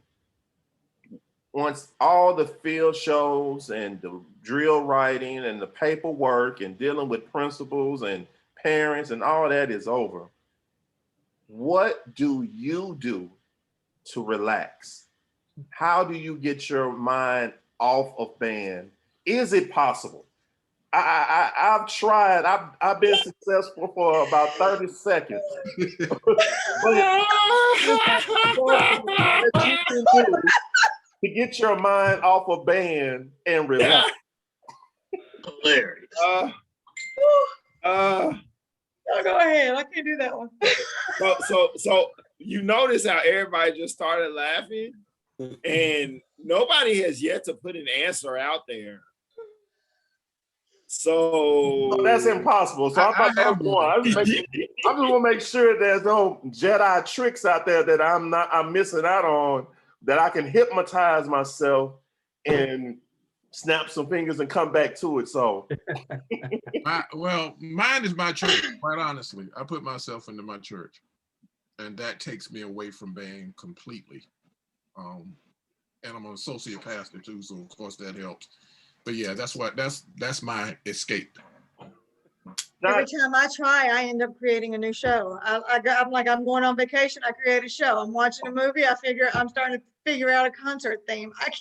So it's safe to say that it's a curse. You know, I have an RV and I'm driving. I'm like, well, I'm gonna get away, and then a song pops on the radio. Then here I am. That'd be a good French horn part. Oh, I can hear my drums. Oh, that'd be a good drill tune. So that's the problem. That's the problem I got right there. But yeah, I think it's more so. It's like it's embedded. It's embedded in us. So it's like it's just hard to turn off.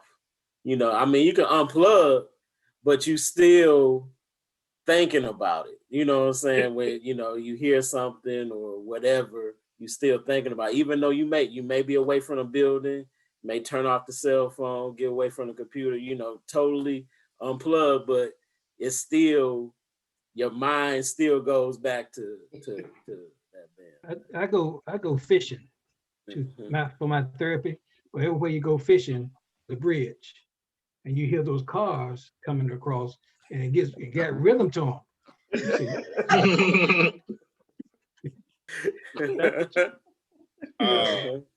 I know I'm really my wife has got me into certain movies, in particular Harry Potter. Don't judge me, but that sometimes just honestly sitting on the couch across the couch from her, it just works. Sometimes that I turn my phone off. I'm like, I'm done with it. I don't want to hear nothing with it. Anybody, I'll see you on Monday, whatever the case may be. Since I've been doing this, since I've been pursuing my doctoral degree, a lot of my time has been taken up with that. And so, but I'm gonna tell you one thing that I know for a fact, that regardless of what we do, our mental health is important. And I won't say this, to this call and to everybody who out there is listening. It's okay to go to counseling and talk to somebody just to release some things. That is okay, and just to get some things off of your chest, because a lot of times our students come to us with some pretty heavy stuff, and you take that stuff in, and whether we know it or not, we sometimes hold it in our spirit. So we have to go and talk to someone about that and confide in someone about it. So I'm an advocate for counseling, basically. I am an advocate for counseling. And so let me say, if you need someone to talk to, it's okay to go and find someone to talk to. Band-directed depression is very, very real. And I know that was one of the questions we didn't quite get to, but especially right now with COVID, we are people. That's what we do. We have to have that interaction, and we have to have that artistic form, and we've lost that. And a lot of our other directors and our kids have lost that, and the depression is very, very real. Like Metro, I don't know how they're surviving just now going back to school. If I hadn't been back as long as I have, I was losing my mind. So so I had to start talking to someone. I mean, we're not just talking about when you're busy during the fall season. This is a very real pandemic that's affecting us on levels it doesn't affect everybody else, because of what we are internally that makes us who we are. Yeah, two of my kids during COVID was died of gun violence, and one was just found. One of my dancers was found dead. Nobody knows what's happened to him. He was missing for a while, and they just found him dead. Wow. Prayers We're up invested there. like nobody else, because I mean, Yeah. look at the time we spend with them. I do want to That's say, in band that would never happen. During Go ahead, Ms. Frazier. I want to say for myself, you do have to have some type of outlet. And so since the pandemic started, I had started crafting. And so that keeps my mind focused. But sometimes some of the issues that we deal with, especially with this is our passion, we're very passionate about things, and certain things you hold on to, and it's hard to let it go. And it does, you have to find a way to get your mind off of it, but eventually it comes back. And I had to deal with that. I had said, this is my 25th year at Brainerd. This is my 28th year in education. And so I believe Jennifer had just mentioned something about burnout, or maybe that's what I heard. But burnout is real. And so at one point I did. So for 3 years, I didn't do band. I was dean of students, and I do have my master's in music, and I have my EDS. And I was dean of students for 3 years, and I really enjoyed that side, but the music was still in me, and I guess I just needed a break. And then when I came back, it was almost as if I hadn't left. My office still had my same stuff in. It was weird, to be gone 3 years. And in the 3 years that I was gone, they had 2 directors. I don't know if Joe, I don't know if you were familiar with that, but they had 2 different directors at Brainerd. And then it was like I had never left, and I came back, and when you were talking about just having an outlet, you do have to have a way to pull back. And I try not to be as, certain things, try not to let it get under my skin. Instrumentation or whatever the stresses may be with your program or whatever. But crafting has really helped me out. But it's hard. You said you can unplug, but you reset and you come back and you deal with whatever the issues are at hand. What I had to learn, and probably, some college kids that want to go in education, or maybe some younger teachers maybe listening to this. What I had to learn when I first started, you just grind. You never take that break. And like you said, Ms. Frazier, like burnout, like it's for real. So even though it may come back to you, you never really turn it off. But family is important. Your personal health is important. So like, I had to learn, like, okay, you got to shut it off. Like, you can't. It's got to be a point where you just like, this is your time, and you're selfish about your time, and you put that time in with, family and different things, because once that time is gone, we can never get it back. Rontrell, do you have something you do to Yes. relax and get away? Yes. So I try to keep schoolwork at work, meaning that I try not to bring any work home with me. I try to like answer emails at school, answer emails when I make it home before I get out the car. So that way I can get like all of my attention, like band stuff is at school. And I'm going to dedicate my time to my family and my wife and daughter at home. So that's what I try to do. I'm not always successful at that because my brain is constantly going, but I'm still like painting. I have a drone, so I try to go take my drone up in the air, just fly it around. just go to different places to see what I can see with my drone. I just try to like paint and just dance with my daughter to try to like get my mind off band stuff, because it is a curse that it's there, but it just like pulsating 24 hours, just try not to think about band. But yeah, that's pretty much what I do. And lastly, I think to help with that, you got to delegate, the responsibilities. If you have like an assistant, or you have a person that's helping you out, just delegate it. Give them a responsibility, give them a job, so that way you don't have to do like every single thing. Give it to somebody else, so that way they can do it, and trust that they can do it well, so that way you don't have to think about that particular responsibility that you want to do it yourself. Can I ask a real quick question? Go ahead. Does anybody else find it hard sometimes to delegate responsibilities to other people? Don't get me started. Don't get me started. Because that Only if I is trained them. Only if I trained them. I mean, if I'm not the one that trained them, it makes me very, very, very scary. Very scary. And that's the fear. It's the fear of, because my name's I'm on not it. gonna get what I'm looking for. Yeah. Because ultimately our name's on it. It doesn't matter who you hand it to. If something happens with Laverne Band, it's not going to be Ron Trail's assistant. It's going to be Ron Trail.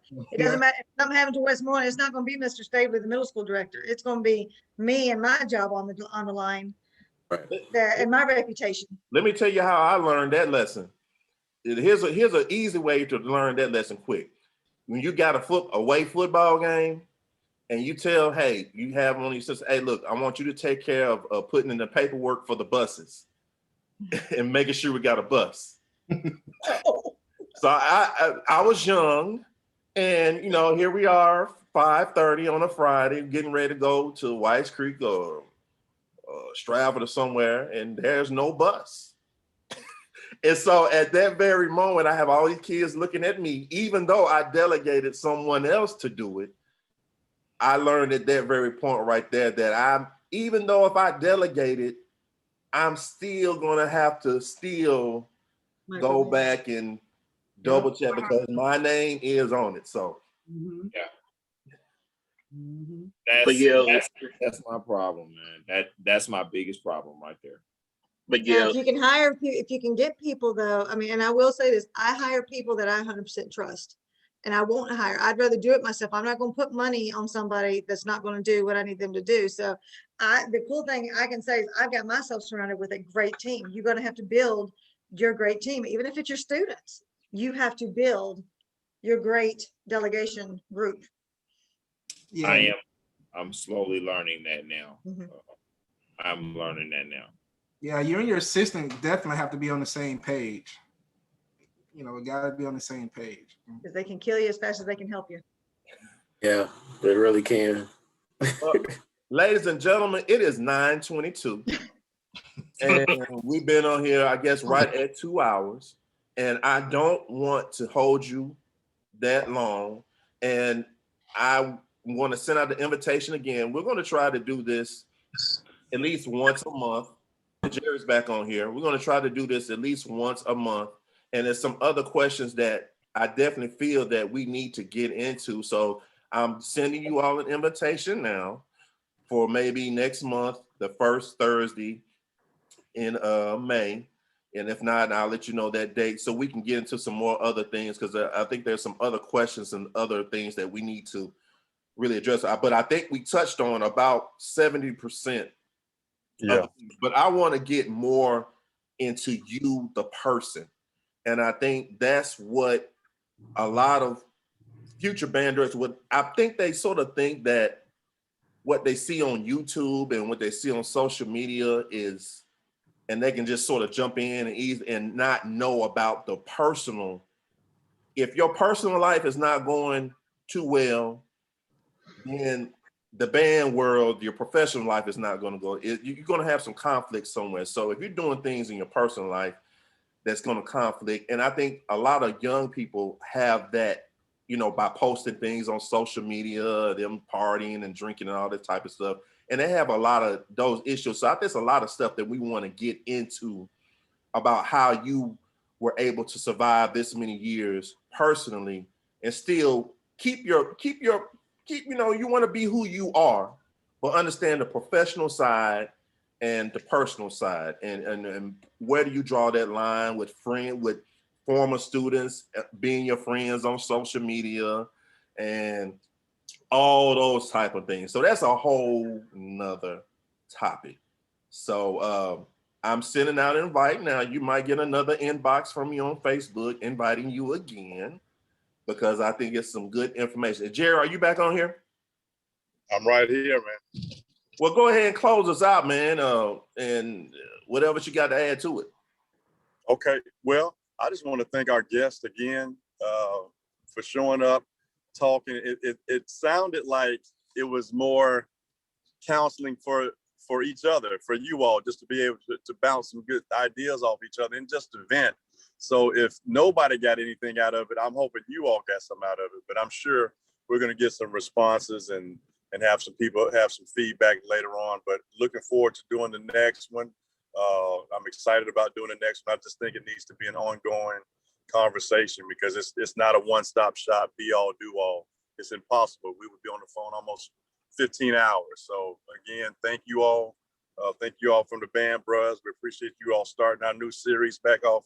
And we're going to keep this thing going. So Joe, if you don't have anything else, we're going to let everybody put their pajamas on and yeah, pajamas with the feet in. Y'all go ahead. Pajamas with the feet in them and zip them up. And y'all get ready for tomorrow. But thank y'all again. Also, before we get off, please go back to all my people that are online. Again, I was unable to have it live streaming straight from my laptop. So I want all my panelists to please to go back online and look at the questions that were being asked, so you can maybe answer some of those questions. And I apologize to those who were online where I wasn't able to take your question live. So I'm encouraging my panelists to just jump on and answer any question where you see fit. So again, thank you very much. I appreciate all of you all, and we will do this again. All right. Thank you all. Right, thank you. Sounds good. Thank you.